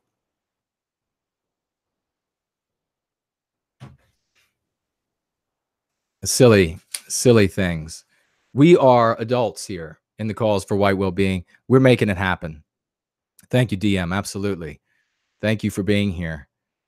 We have One Insanity. The Yang Wang is silly. It's a trap. Yes, it is. People should really see that. Very good. We have smart people here. Heil, Ryder, for you, super chatting $10. Thank you very much for that kind super chat to the cause of white well-being. Let's see. We also have Luke super chatting by way of the familiar alternative, super chatting with $30, investing in the cause of white well-being. Thank you very much for that, Luke. Excited to catch up on my way from work. I truly appreciate the information, love, and urgency in the Going Free streams. Thank you, Jason. Support this man and his years of selfless dedication to our folk. Thank you very much, Luke. It is an honor to serve with you, to serve with Chuck Ford, to serve with DM, to serve with Phoenix Fire, to serve with all of you here. Truck Myad, Be Soupful, so many great people. It is an honor to be Mary. I see so many people who are good. Mary Moon, Ron, so many good people. It is an honor to be here, shoulder to shoulder with you, just like the Spartans at Thermopylae, our shields raised, our shields crossing over each other's left shoulders, and our spears standing tall and proud toward the advancing swarms of anti-whites. We will not be defeated.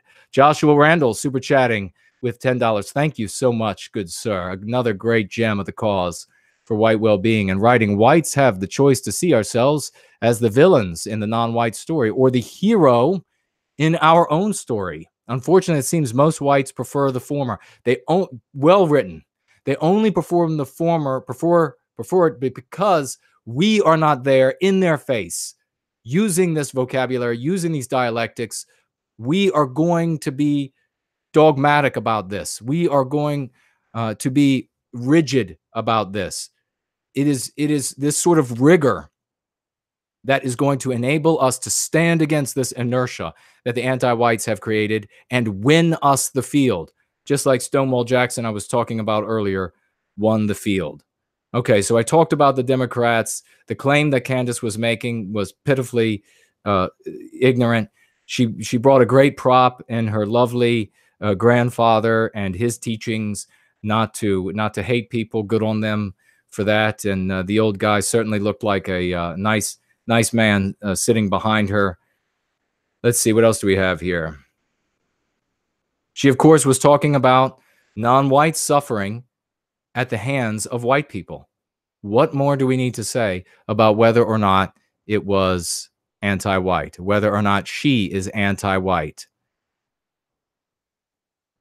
When I get up at on a lectern, in front of a lectern, on a podium, if I were there and I began talking about the infliction of harm on us by non-whites, wouldn't the anti-whites talk endlessly about me mentioning that? That is what we need to talk about when it comes to Candace Owens. We need to say, Candace, shut your mouth when it comes to the infliction of harm on non-whites by white people. We don't want to hear that anti-white garbage, because you, the person watching the stream right now, you didn't inflict any harm. And what are the 9 words? What are the 9 words, ladies and gentlemen? Does anybody know them? Can they tap them into the chat? Atonement cannot be made for a grievance never committed. Some people seem to have a problem understanding what that means. Atonement cannot be made for a grievance never committed. Forgiveness cannot be had when you have not done anything to warrant forgiveness. Does that make it a little clearer? Atonement cannot be had for a grievance never committed. Say it again and again. When Candace wants to talk about her community being harmed by white people, you say atonement cannot be had for a grievance never committed. You did nothing. You owe her nothing, and she deserves nothing from you. Looks like we have a super chat. Moondog 76 super chatting $9.99. Thank you for your knowledge, sir. Recently watched Europa Last Battle and The Greatest Story Never Told. I was raised in U.S. with German surname and guilt. I am awake. Hail. Brother, you're going free. This is a verb. This is a process. No more, folks. Let's. If you have to use red-pilled, colloquially, or what have you, go ahead and use it. If you have to say that we are awake, I use it myself. But we have to use going free. You want to go free. This is a process. It's lifelong. You are going free of the infections, of the MP infections that are inside of you. You are going free of this sick anti-white society. We are in a process that happens every day. We are in a process in which we take steps every day. It is not. It is never done. It is never over. You are never finished going free. You never say that you have gone free. Does that make sense? You are going free. We live in a prison for our minds, built by these anti-white bastards. We have to go free every single day. You're never done. Patrick Smith, super chatting with Embolden. Thank you very much for that kind super chat. Moondog76, I think that is your first time super chatting to the cause of white well-being. Many thanks to you. Many thanks to Patrick Smith, super chatting $1.99. Love your message. Keep up the great work. Thank you for being here, my good friend. That might also, or maybe you've super chatted before. Thank you very much for that investment in the cause of white well-being. Syrup doing double duty as always, moderating the chat and super chatting with £5. Atonement cannot be made for a grievance never committed. It's time to join the white positive community. Very well said. Champion student, champion hero in the cause. Definitely someone on the front line. Thank you so much, Syrup. All right, let's move on. We spoke about the revelation of the error that people commit when they think that the opinions that will undermine anti-whiteism can be advanced by non-whites. They cannot. Ask yourself now, I just spoke about it a moment ago, why can they not? If you have to, look back. You need to own these things so that you can communicate them with your friends, family, and strangers, so that you can own them when you go into other streams and communicate them. Why can they not be advanced by non-white people? Okay, very important. Very important point here to make. The anti-whites in government, at the very beginning of this theater that they put on, at the very beginning of it, said something very important. And that was that it was an urgent, white nationalism was an urgent crisis. An urgent crisis. Why did they use those words, urgent crisis? Does anybody have an idea while I take a drink of coffee?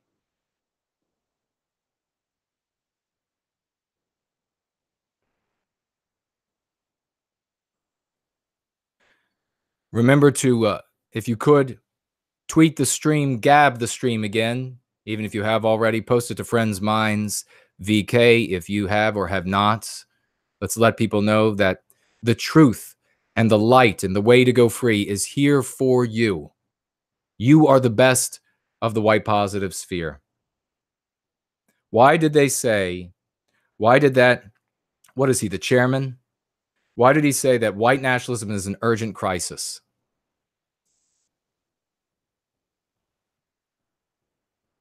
Syrup, exactly. So they can respond with unreasonable force and special measures. Urgent crisis requires anything, and therefore anything can be justified to resolve an urgent crisis. What does that tell you about what the anti-whites want to do? Anything can be done to resolve an urgent crisis. This isn't a problem. This isn't a difficulty. This isn't something that they should kind of look at. No, it is an urgent crisis. What does that tell you about the anti-whites in the government of the United States of America?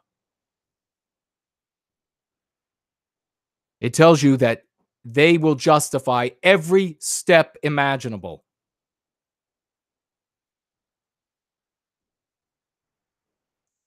They also said something else.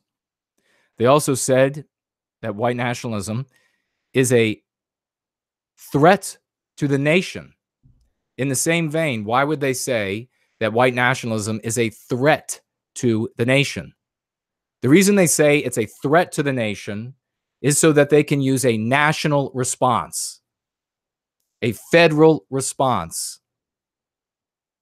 It warrants a response of that magnitude. That is why they say it is a threat to the nation. It is not a threat. It is not a little, threat to the thinking of some people here or there. It's not going to maybe misguide somebody here or there. No, it is a national threat. What else are national threats, ladies and gentlemen?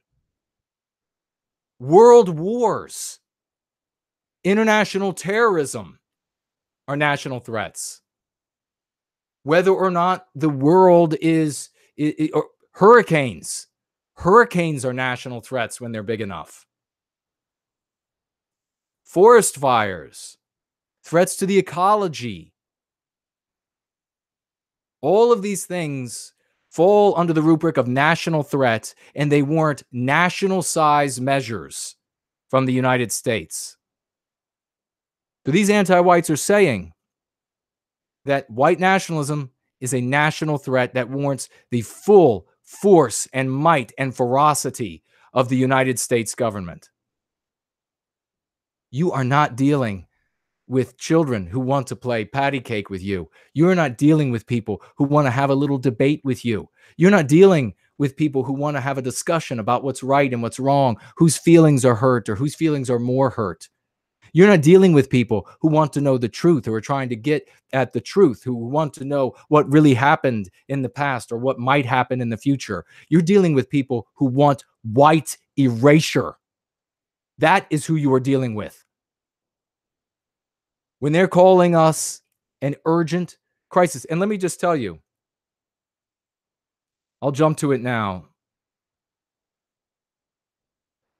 Let's see where it is, because I know I have this, because I have to put this to bed right now. What these anti-whites are talking about.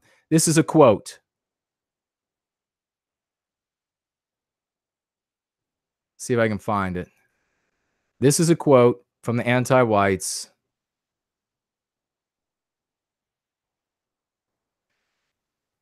Right from the testimony, right from the hearing, ladies and gentlemen. Quote, white identity groups.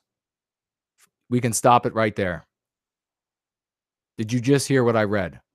Did you just hear what they said, these anti-whites in the federal government of the United States? I can read the rest. White identity groups, and this means that if you are a white person and you acknowledge that you're white and that you have interests as a people and that you want your people's well-being, and full stop, go no further than that, You're just a white person who acknowledges that you're a people and that as a people you have interests. You are the problem. They are not the anti-whites opposing white supremacy. They are not opposing white nationalism. They are not opposing white separatism. They are opposing white identity. They are opposing white people. How many times do they have to say it? There is no mistaking what their objectives are. They make it clear as black and white on the computer screen. It is not white nationalism. It is not white separatism. It is not Nazism. It is not Jim Crow. It is not segregation. It is white people. They specifically said white identity groups.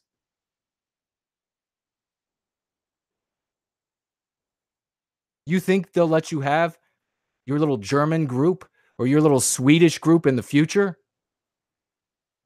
You're escaping nothing if you don't get on board with white well-being and begin to spread this curative contagion like you are on fire.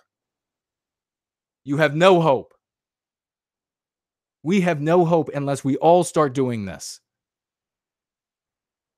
Angharad Celtic, super chatting with $30. Thank you so much for that investment in the cause of white well-being. White nationalism is an urgent crisis because when whites reclaim our collective identity, all the plunder, lies, abuse against us ends. Yes, our enemies want us enslaved or dead. Perfectly written. They want white erasure. They want to inflict harm on Western kind. And those who are the most demonic, those are the ones who absolutely want white erasure. Not every anti-white you meet needs to want or plan or plot for white erasure, but in their aggregate of inflicting harm will accomplish white erasure. But there are indeed anti-whites who do want white erasure, and these bastards sitting there pompous, smug in their positions of power in governance because they know the money is behind them. They want white erasure because they just told you so. You can't even have white identity. What more do you need? Of course, then they go off and they bring up a bunch of bogus stats. So how do the anti-whites fake their stats?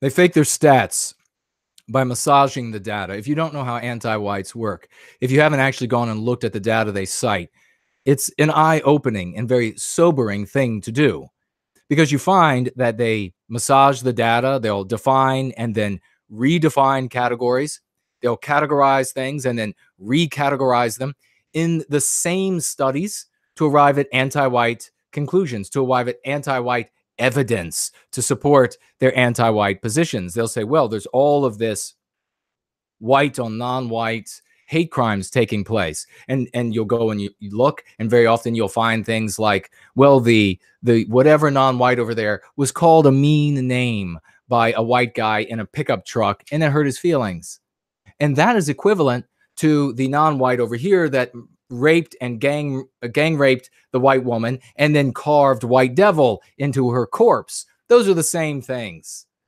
That is the equivalence fallacy that the anti-whites use all the time against us. That is the equivalence fallacy. But ultimately, folks, what really matters is that, of course, there's going to be conflict in a multiracial society. The anti-whites know there's going to be conflict. Throughout all of recorded history, there was conflict in multiracial societies. There is going to be conflict now. There will be conflict in the future. The anti-whites use the conflict. First of all, the anti-whites are the ones responsible for the conflict. The whites of our nations at no point said to their governments, yes, replace us with foreign peoples. Yes, we want our statues torn down. We want our street names changed. We want everything changed to look alien to us. The white people never said that in our countries. And in fact, we have voted again and again we've shown, like with Trump, for example, we vote again and again when we get an opportunity to give our voice. You see it in the California over the years as they were given measures on ballots that they could vote for. The white people voted again and again for things that would not replace them, things that would prevent white erasure, and judges would just knock it down, or the new politician would just knock it down, and they would move forward with this anti-white agenda. So this infusion, these armies of non-whites into our countries is caused by the anti-whites because it inflicts harm on us against our will. White people that accept it today, the vast majority of those that say, well, what it is, it will be, have just come to the conclusion that there's nothing we can do. They're the beaten cur that as soon as the master raises his hand, the dog shrinks to the floor. That is what they have become. Well, I'm no cur, and neither are you. When the master raises his hand, we're going to bite the damn thing off. So they may have had a poodle in the past. Now they've got a Rottweiler on their hands. So, of course, there's going to be conflict in a multiracial society. The anti-whites are creating the multiracial society. The conflict that is predictable in a multiracial society is taking place. Legitimate conflicts between whites and non-whites, but non-whites between those groups of different non-whites. But the only conflict that matters is when white people do anything negative to non-white people. Why? Because that fits the anti-white narrative. The anti-white narrative says that if there aren't white people causing harm, there is nothing but eudaimonia on planet Earth. There's nothing but nirvana on planet Earth. And so those are the conflicts they want to talk about. Those are the conflicts that these anti-white shrill beasts get up in this theater of a government, and they sit up there as though there's someone of any value or any quality whatsoever, adorned like a peacock, academic peacock, with the degrees that were given to them, pro bono or whatever. They're just given away because they attended pro forma, just because they attended these universities and happened to be non-white and vehemently anti-white. And they talk about the crimes that were given or that are caused by non-whites by whites against anti-whites. And then they say that these are the only crimes that are being committed out there. This is the only problem in our beautiful multiracial society. And they use the inevitable conflict amongst all the groups to then take steps against us, to inflict more harm against us. Is that a surprise? The conflict that they engender by multiracializing our countries, they then say is the basis for inflicting more harm on us. What kind of harm is that they inflict? Sterner penalties on whites who commit crimes against non-whites than the other way around. How often do you hear about non-whites being charged with hate crimes? Never, virtually never, right? And then even when they're charged, it's dropped later. Like in the Chicago, where they abducted the young white boy and scalped him. Initially charged with a hate crime, because that's all the public will see. That will pacify all the NPCs out there into thinking, the white NPCs into thinking that there's still law and order in this country. And then quietly later on the side, those charges are quietly dropped away and they're no longer charged with the hate crime. But the NPCs, they never hear that. They, like in bovine assent, are just nodding away that there's still law and order. We'll get to them in a moment because they're what's important here when talking about this. So, of course, there's going to be conflict. And then they use it not only to persecute and prosecute those beyond the bounds that is legitimate when it's white harming non-white, and to release, to tie the hands of law when it comes to non-whites harming white people. But then they also use this and the specter of more conflict. My God, there's going to be more racial conflict in the future. Therefore, ergo, we need to censor white people and their opinions from the web unless they are anti-white. Once again, inflicting another severe injury on our people, and that injury being that you as white people have no right to exist, because the only legitimate opinion for whites to hold is an anti-white opinion. That invalidates your right to exist. What kind of monsters are at the helm of this ship of state? I ask you that. So they use the specter of conflict and the specter of more conflict to persecute us. What a surprise. Lunar Octopus, super chatting with $9.99, writes, they will use the national threat argument to justify murdering us like they did in Russia, Ukraine, Germany, etc. These anti-whites are evil and need to be dealt with. Thank you very much for that super chat. Every imaginable outcome is on the table for these anti-whites that are truly demonic. That is no hyperbole. The average anti-white are not looking to anything like that. You won't be able to catch them out with that sort of a claim. But the ones at the top, the ones who are truly demonic in your midst, they absolutely would be for such an outcome. Let's see what else we have here before moving on. I Googled, Jessica, I Googled white advocacy group, and I got a list of hate groups. I Googled black advocacy group and got a list of hundreds of organizations to help blacks. Unbelievable. And she tagged me in that comment. Absolutely. And I guarantee you this, Jessica, the majority of those black groups are going to have white people giving them money, white people donating their time to make sure that good things are done for black people. And there is zero in return. Let's see some good non-white people, as there have shown up in this chat. Let's see, and have sent me messages in private. Let's see them come to us when we have our organizational entity and sign up for white well-being, work for us, work for the good of the West, so they can continue to live in a country, the kind of country that they clearly want to live in. Elaine Sabatino, they keep telling me I'm repeating myself, but I remind them that repetition sure works for the bloodthirsty Marxist, anti-whites, Elaine, white privilege, white supremacy, etc. Exactly. Those are the words of white oppression. Keep calling them anti-whites over and over. Eco-Fash, how do I introduce these topics to my girlfriend? She was raised pretty well, but still partially zogged. We have discussed some of these topics, but I want to introduce introduce here to the real, I guess her to the real. Well, one of the easiest ways is to bring her to some of these going free streams. Introduce her to the book Go Free. My second edition will be out soon. Specifically, maybe bring her in on some of the streams where Clarion is there, so she'll have the female presence as well, and she'll feel comfortable that way.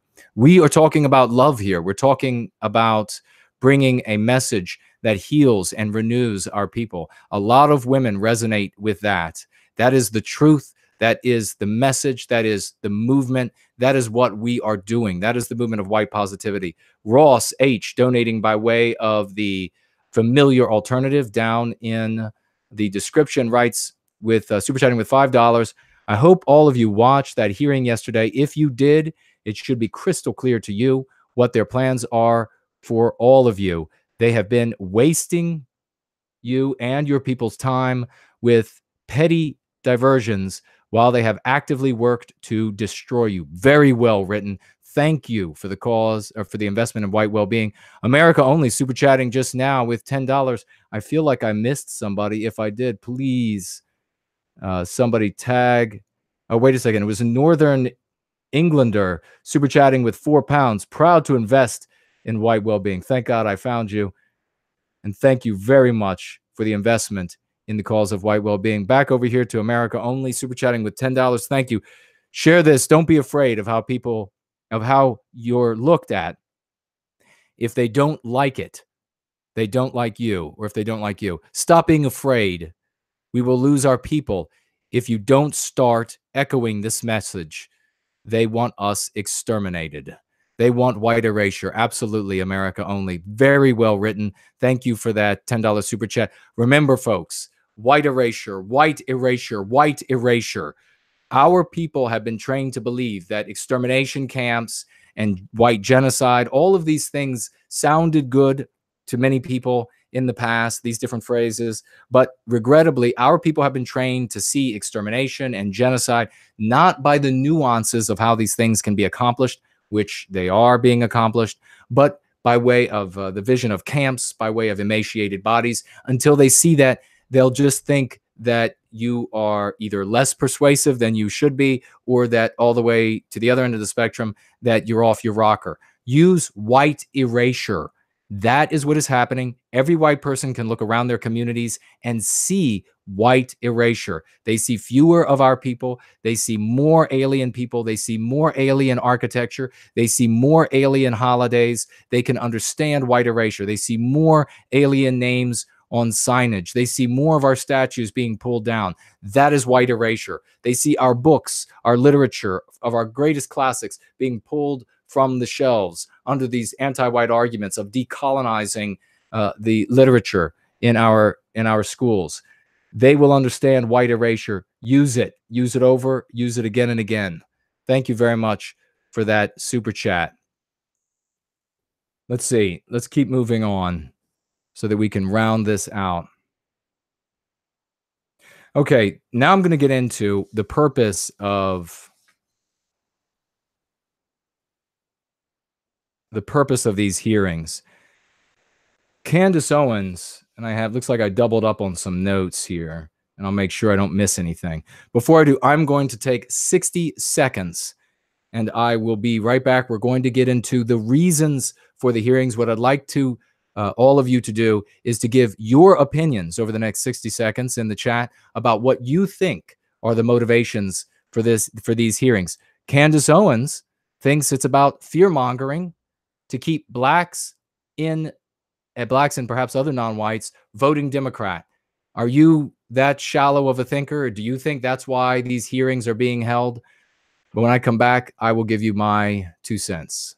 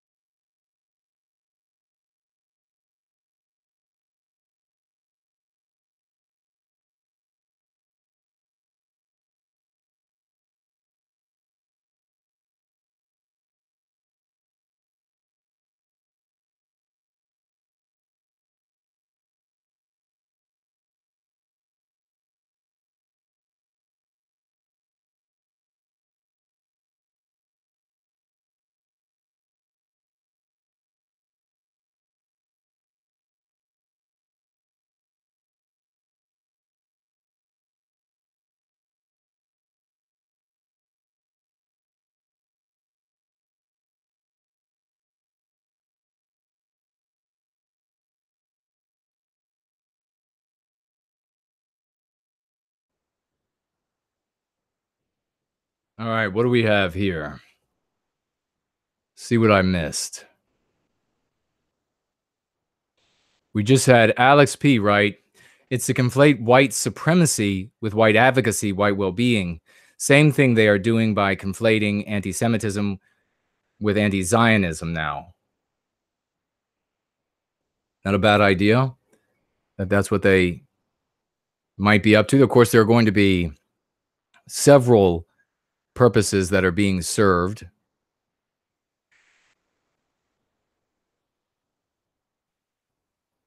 Bergie writes, Jason, you are brilliant, sir.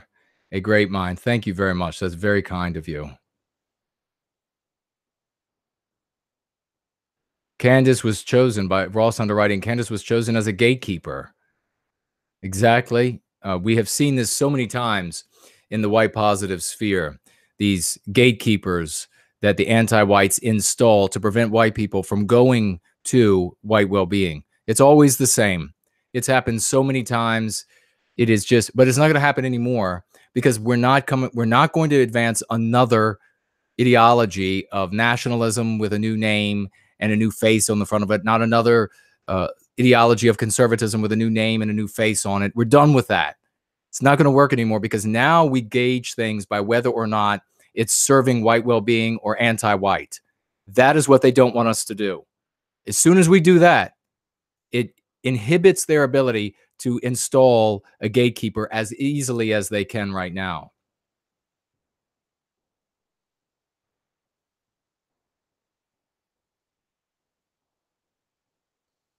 One Insanity asks, can you speak of your sexual prowess that you have alluded to before? Our men need to be revitalized. Maybe in another stream. Let's see, Mike Hawk. I often fantasize about Tucker saying anti-white on TV once, and it's spreading like wildfire. A simple 9-letter word could put an end to this nightmare in the blink of an eye. It could indeed. We should perhaps try to get Tucker to have me on his show. I'll happily appear and talk about white well-being. Bill Ahura writing, remember, when non-whites attack whites, those are hush crimes. Exactly.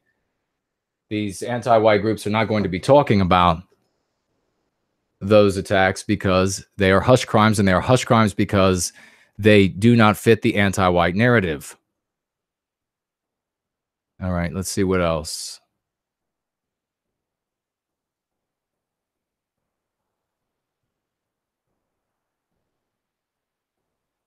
Ross Hunter saying, sadly, she was the only balanced voice on the panel.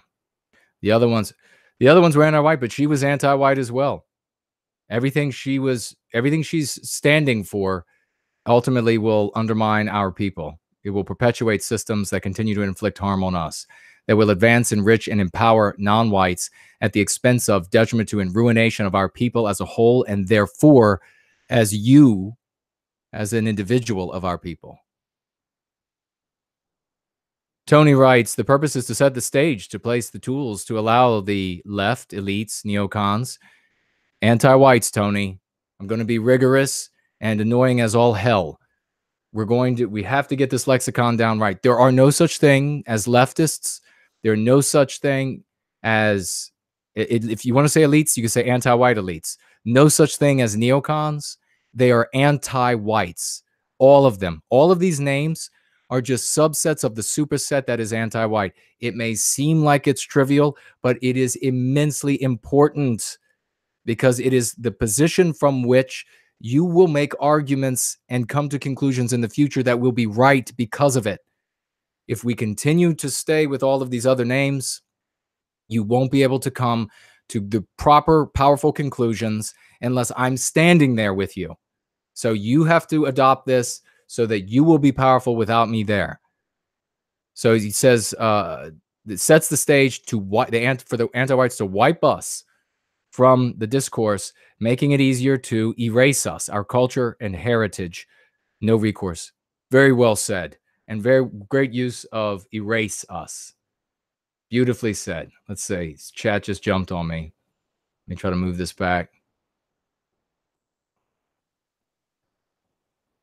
Okay. Alan Nagy, super chatting with 99 cents. Thank you very much for your contribution to white well-being. Again, another super chat of 99 cents. Thank you so much for your super chats.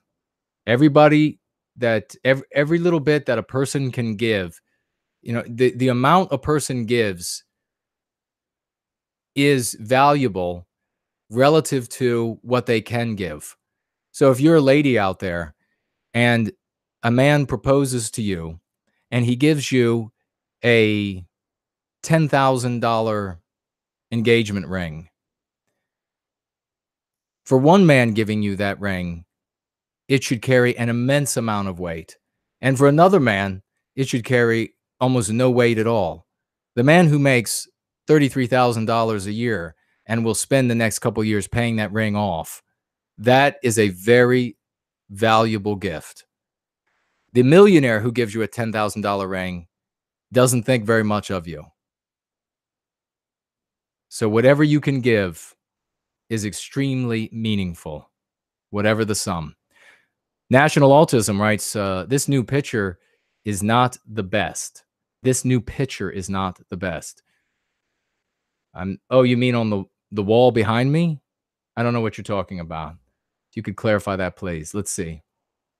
Billahora, those hearings are to silence whites who advocate for our own people in order to facilitate white erasure. Very well said. Perfectly. Great use of white erasure. El Ronda writes, it is to stop white people developing a sense of white well-being. Amen.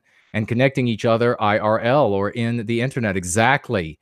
It is a trial to prevent our thoughts to spread and demonizing them. Very well said. Mike Hawk, how do I use my chisel jawline to own the anti-whites? I don't, it probably helps somehow. I don't know, but trust me, you can be as grossly obese as you like. And if you use this lexicon and these dialectics, you will smash the anti-whites to pieces, no matter if they are a cover model for Calvin Klein. It won't matter. You will make them look the fool. And all the more so if you're obese and they were born beautiful and dumb as all hell. What insanity. Jason, goddamn it. Talk to us about the power. Our men need that topic to be discussed specifically, but not, okay. Can dish it out with true power.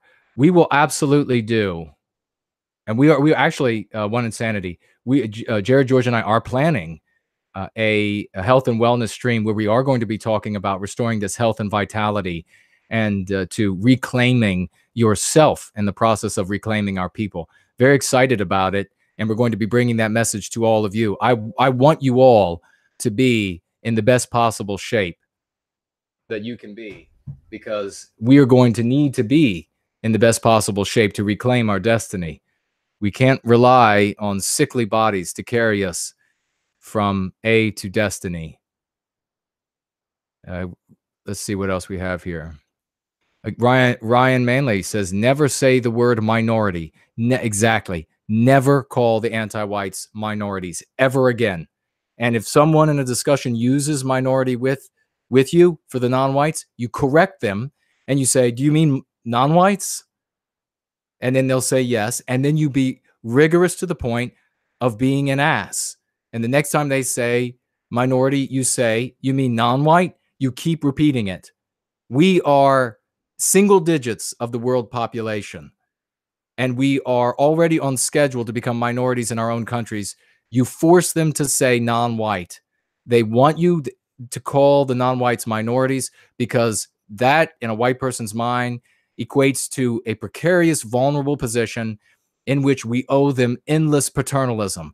Do not allow the anti-whites to put them in that position. You all are smarter than that. I just see Philosophy Cat entered the chat. Great to see you. Another hero, great hero in the cause.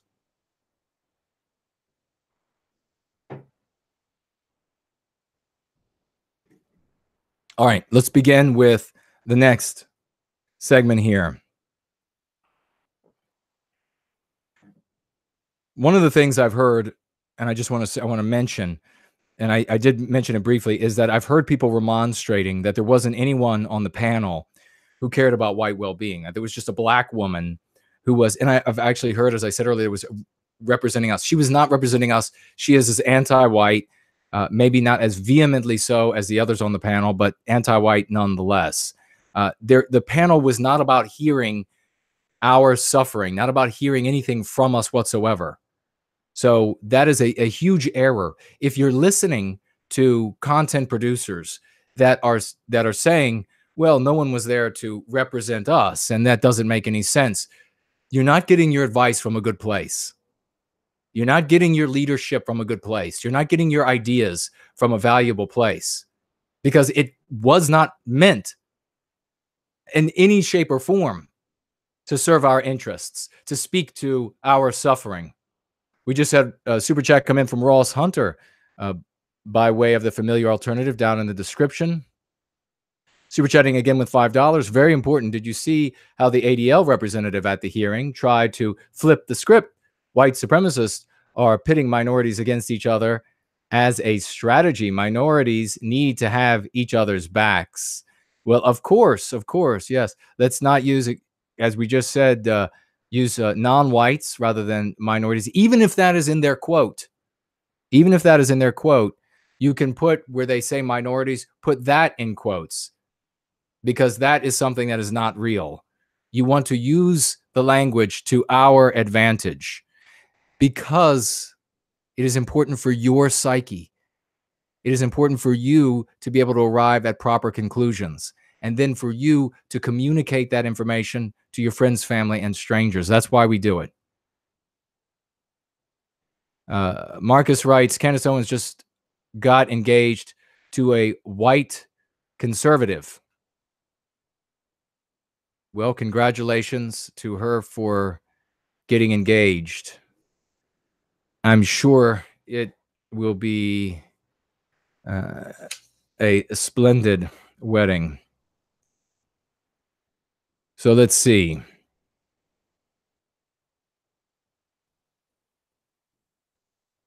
The question then is, as we had some great responses, thank you very much, by the way, Ross, for the investment in white well-being. As we had some great responses on the reason for the hearing, let's talk about who the hearing was intended for. Who were they speaking to? Because that is part of the answer to the question of why are they holding the hearing? Who were they speaking to? If you watched it, if you watched the hearings,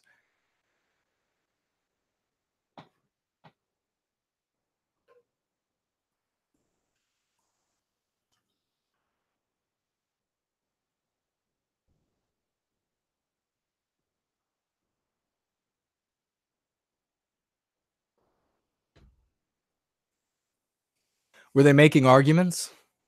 Were they making persuasive arguments? Yes, they were.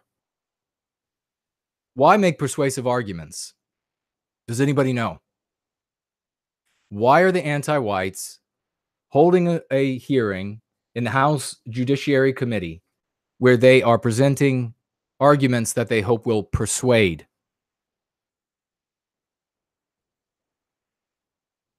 And who are they trying to persuade?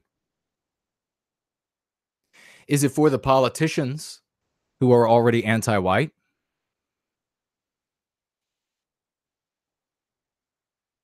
I do want to point out, though, as we think about that, I did want to mention Red Ice, their chat, if you hadn't heard, their live chat as they were watching the hearing was censored and pulled off the web.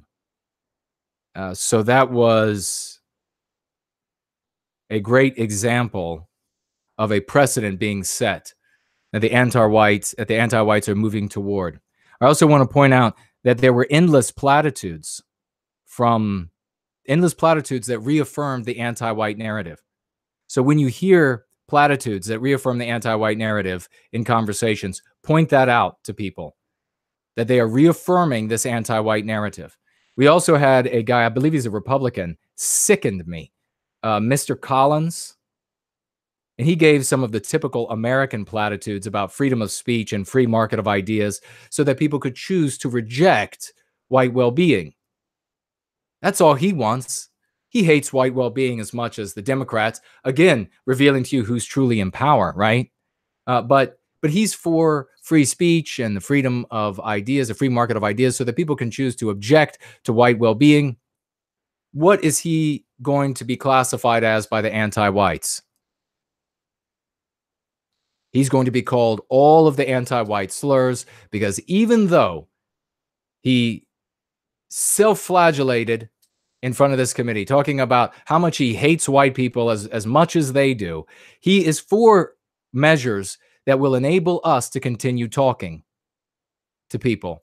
So you watch for this Collins twit, this gelding in this hearing, you watch for him to be smeared with anti-white slurs, racist, bigot, anti-Semite, etc. So I did want to mention that as well. I noticed that it was all just the theater. So let's see if anybody mentioned. Does anybody know why? America Only super chatted with $2. I know it's hard work. How long for your ebooks? Soon. They're coming soon. But I'm working, and I'm going to do going free streams where we actually talk about the second edition before it's even available to you all. We're going to be going over a lot of the MCs, meme curatives, that I share with people. For example, a meme curative is, it is not the similarities that make us the same. It is the differences that make us different. So the next time you get into a discussion with an anti-white or some just run-of-the-mill NPC, and he or she says, well, we just have different skin colors or something of this nature, you chime in with the MC, the meme curative, that it is not the similarities that make us the same. It is the differences that make us different. There is no counter argument to that. Dogs bleed red as well. Animals have feelings as well. So what? So we'll be talking about those. We are also going to talk about, and I'm thinking about, you all can give me your opinions about moving up the audio version of Prometheus Rising. Because the way that Prometheus Rising is intended to be used is in the same way that math is used to understand our physical universe. Math is not the physical phenomena we observe. It is just a tool we use to understand the physical universe. Prometheus Rising is a tool to understand the social universe. So I'm thinking about moving that up, the schedule of that up, so that it can be an audio book. I read it, and we can discuss the different points and the salubrious anecdotes that are shared in the allegories in that story. So you can give me your feedback on that as well. Let's see what else we have here. I don't think I missed any super chats. And we will get right back to, did anybody get to me? I do. AL asks, do I prefer the term white erasure to white genocide? Absolutely. Absolutely. Do not use white genocide. I'm going to be rigorous. I'm going to be annoying, just like a drill sergeant or a chief in the Navy or the head of a Boy Scout troop or a Girl Scout troop. We've got to get the verbiage right. White genocide does not work.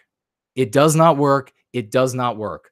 The white NPCs see emaciated bodies in camps in their minds. When you say white genocide, and then you have to try to explain, no, there's all these nuances to genocide and how it can be connected. You just lost your sale.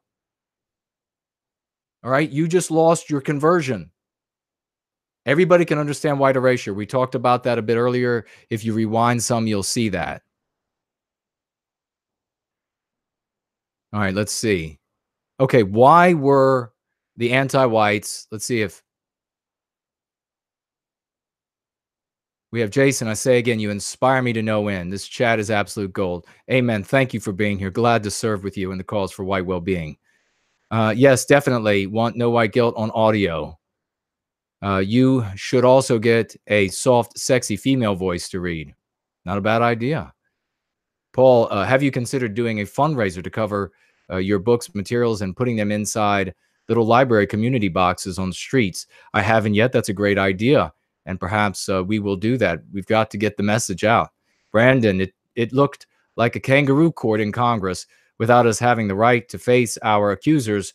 Are there kangaroo courts moving for us? There is in the future. It's not in the immediate future, but we're going to get there. And I'm going to tell you something all very inspiring. Those who stay to the end or those who come back and get to see the end are going to be very excited.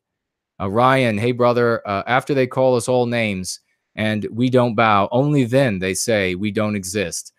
Make that make sense. Precisely.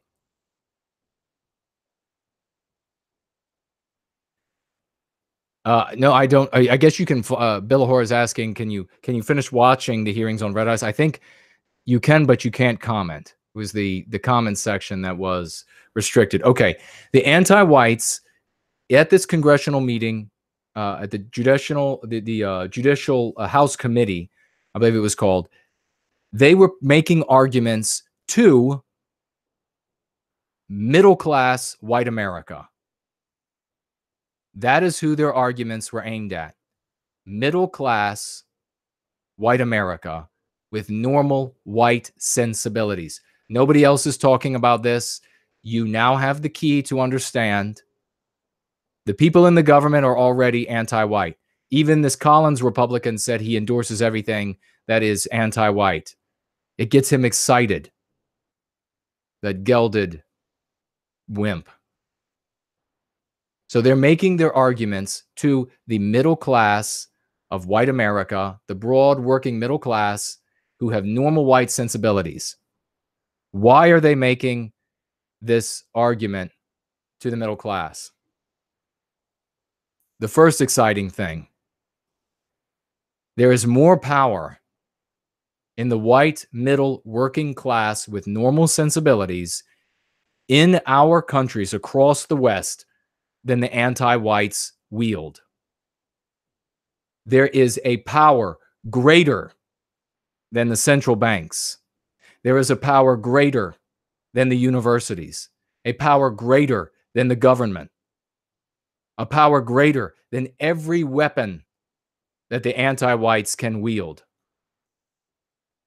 And that power is the middle working class whites of Western civilization with normal white sensibilities. The anti-whites reveal that that power is greater than them by having to propagandize them, by having to manipulate their thinking. So what then were these hearings for? These hearings were to engender momentum in the hearts of these people so that they will accept extra legal and even illegal measures against those like me, those like you, those like other content producers in the sphere of white well-being.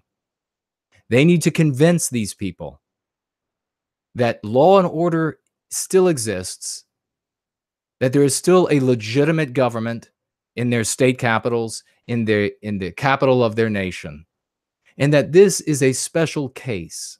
Don't get upset, many millions of white working class citizens with normal white sensibilities.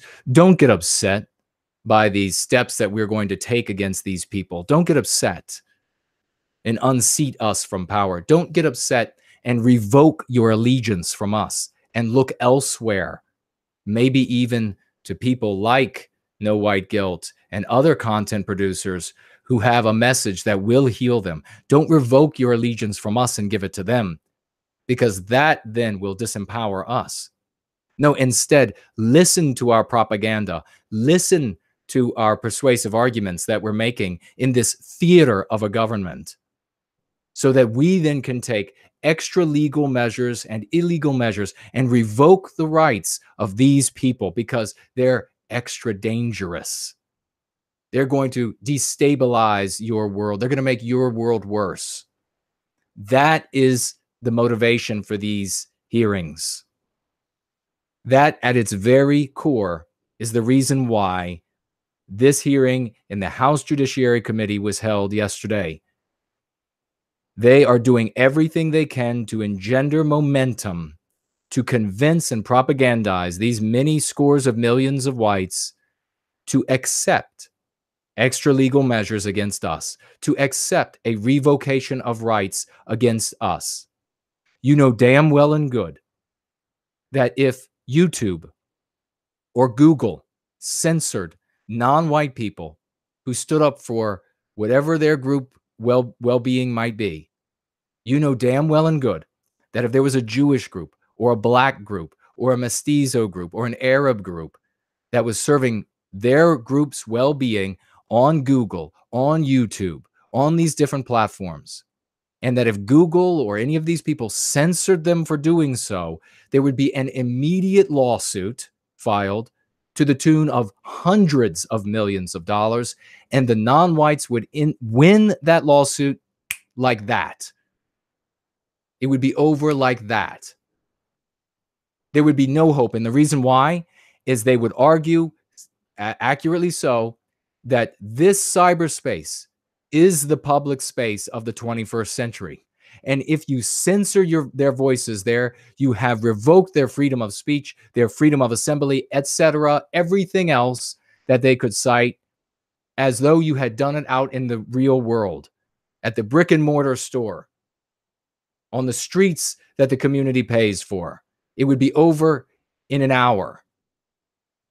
Because of that, they have to stir up this pot of white people and convince them that people like us are so scary, and this is such a special case, that they have to revoke our rights. But it's okay, because it's only going to be these people.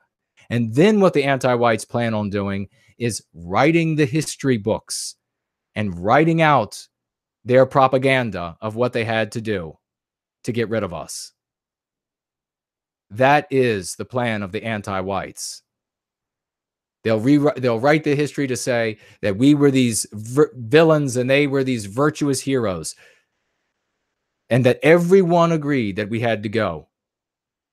And on that note, I will point out to you, I spoke to you 2 weeks ago, I think it was, that I was censored off of the platform known as Vimeo, and I shared with you the excuses they gave, and they blatantly said, without using the actual verbiage, they blatantly said that it is because I speak about white well-being that I was not permitted on their platform.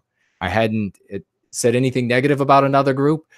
Even American Renaissance goes much further down the road on doing that than I do. I hadn't encouraged any violence. All I talk about is love for our people and about what the anti-whites are doing to us, not any specific racial group. And mind you, this is something very important. When it comes to an anti-white, you and I, we are not selecting who the anti-whites are. This is not about bigotry from our end. No, everyone out there in society can decide for themselves whether or not they are going to be anti-white. That is a choice, just like that professor that in Michael's class that he made. That is a choice that they make to be the bad guy, not a choice that we make. Are you beginning to see some of the power behind these dialectics and this lexicon? This will make you powerful beyond your dreams if you adopt it wholeheartedly and implement it in your life. I talked to you 2 weeks ago about what happened at Vimeo. Yesterday, unrelated company called Venmo payment processor froze my account arbitrarily and froze all of my funds in that account. And they said, and their excuse was suspicious activity. You damn well know there isn't any suspicious activity. I have a handful, literal handful of people that contribute money by way of Venmo every now and then. And every now and then, I take that money out of Venmo into my account. And so Venmo, because I serve white well-being, admitted that that is their problem, that they are anti-white. They made themselves the bad guy. I don't have to play any part in that. I don't have to name them as inferior or ugly or different or anything of that nature. They made themselves the bad guy in that story.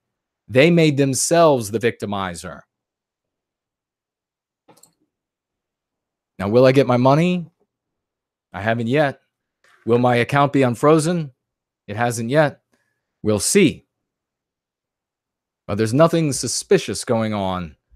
It is merely a fact that the anti-whites do everything they can. And I spoke about this in that great video that Phoenix Fire made about how they cut off every means of addressing the harm they inflict on us. And this supply chains that they attack, this pittance of finance that is sent our way so that we can do what we do with this love for our people is attacked and shut off. What the hell do these anti-whites expect? What the hell do they expect is going to happen when they shut off every means of redressing what is being done to us?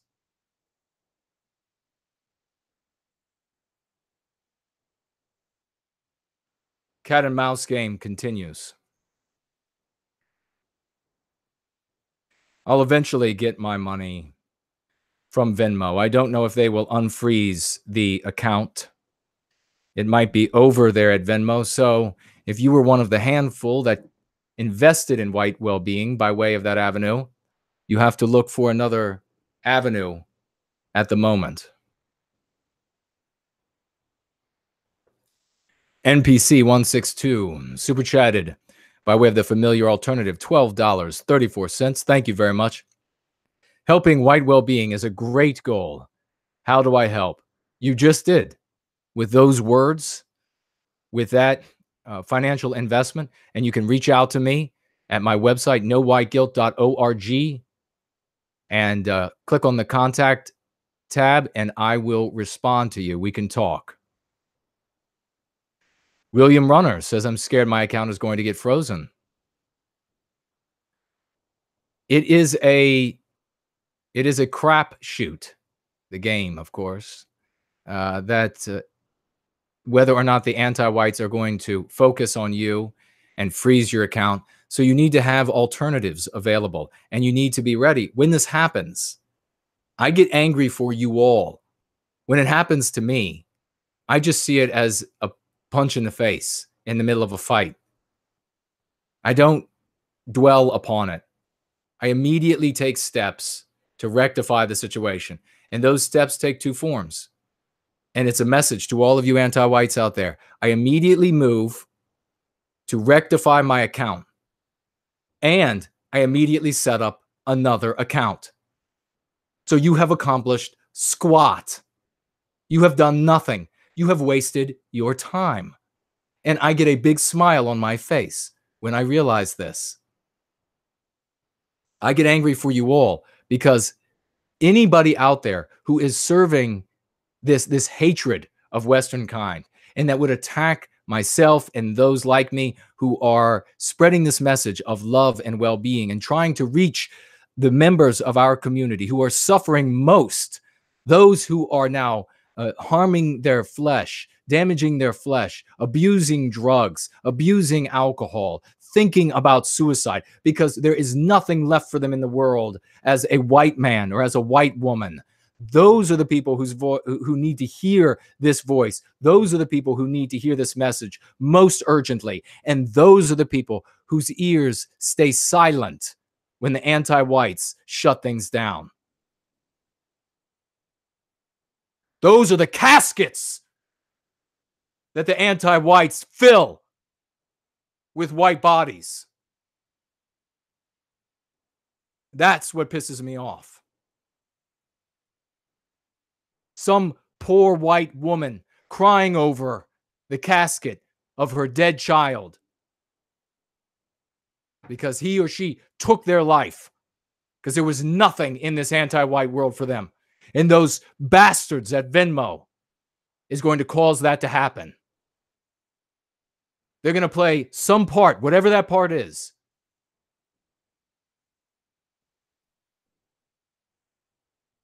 When you live by the dictates of anti-whiteism, you are guilty of anti-whiteism. Remember that.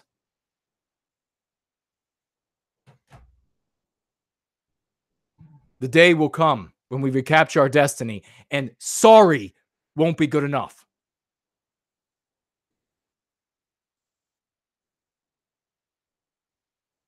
Somebody says run for office. I'm sliding through the chat now because we're going to have to wrap this up here soon. I did see some positive things about really positive things. I'll tell you the big one in a moment.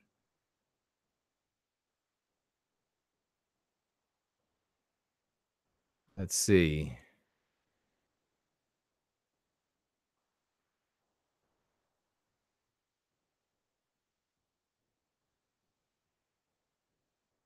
Right, exactly. White erasure, Elaine Sabatino says, white erasure includes our culture and our history. Exactly. Genocide is just our flesh. White erasure speaks to everything. That's why the average white NPC is able to see white erasure.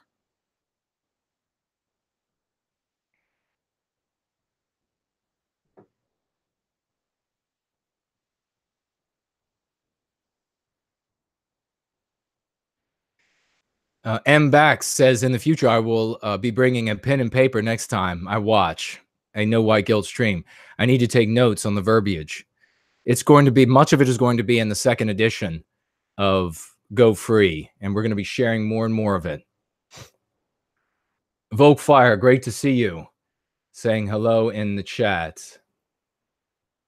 Is that Zandrofen as well? Good to see you. Freedom Fighter, good to see you. Looks like YouTube has split up my chats. I've got it going on 2 different screens. So I apologize if some people are being missed. Anti-white is descriptive, simple, and uncontroversial. Exactly, Acorn. Use it. All right, skimming through. I don't think I missed any super chats. My apologies to anyone who super chatted and I missed it. Comments as well.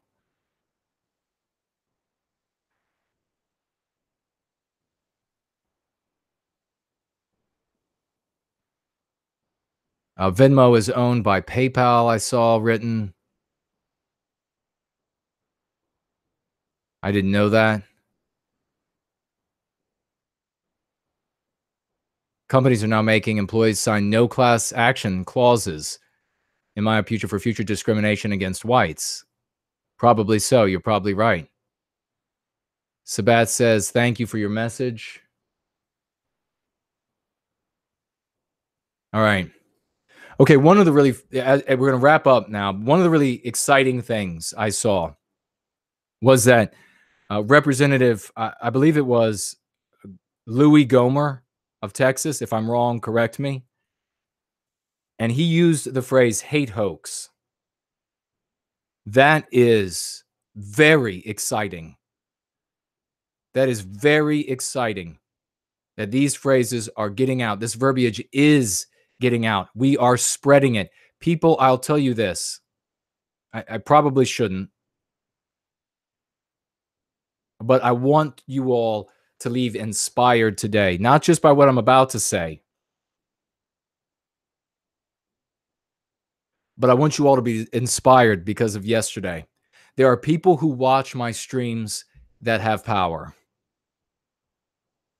I'm obviously not going to say who they are, but I am aware of people who have power who are reading what I am writing and watching my streams, listening to what I have to say. That should give you hope.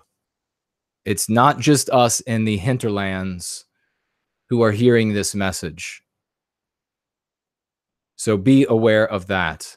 Now, the great news about yesterday, the thing that should absolutely fill you with excitement for white well-being, is that the anti-whites revealed something to us yesterday that we could have never found out on our own.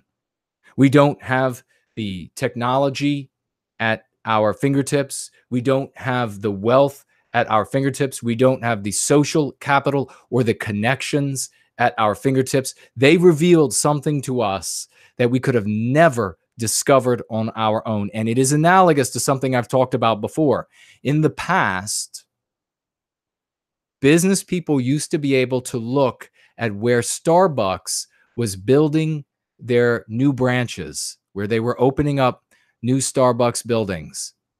And they knew by the openings of those stores that those areas, based on the demographics and psychographics, which had been analyzed to the tune of millions of dollars within Starbucks, that those areas were up and coming, that they were going to have wealthier people, people with more leisure money, or people that were willing to use their money for leisure in the area. And business people were able to take advantage at no cost to themselves of that research that Starbucks used to have to do. They don't have to do it anymore because they have so much money. They can fail, it doesn't matter. But in the past, that was a great secret that business people knew about Starbucks and making the most of their dollars with whatever they were going to be doing, building some housing in that community, building a shopping center in that community. They knew that Starbucks had already done all of the research. The anti-whites revealed something to us in a way that is analogous to those business people, we being in their shoes, relative to Starbucks and them being analogous to the Starbucks company. The anti-whites and the Starbucks company. With their wealth, with their power, with their connections in the government, with their anti-white stooges throughout the tech industry who were just anti-white at every level of those businesses, tapping down into the lives, into all of the lives of whites, not just in the United States, but all across the West, ladies and gentlemen. Because remember, they were talking not just about the United States, they were talking about the entire West, all of Western civilization. They tap down into all of your lives, and they see what you're looking at, and they know what you're doing, and they know with their predictive models what you're thinking and what you will be thinking tomorrow. And what did they reveal to us about that? They just revealed that tomorrow is ours. The white masses of millions across the West are turning to us. They're turning to white well-being. The anti-whites know it. They see it with all of their algorithms, with all of their programs, with all of their invasive programs, and all of their snooping and stooging into everything you look and buy and do and say and share. They know that you are not happy. They know that the millions of middle-class, working-class whites across the entire Western civilization are unhappy with a prospect of an anti-white, non-white Western civilization, and that they are beginning now to revoke their loyalty, to take that loyalty back from these entities, the governments, the churches, the universities, and that they are looking elsewhere for answers. They know way in advance that this is happening. They can see it. Their actuaries have plotted it. Today is not ours, but tomorrow is.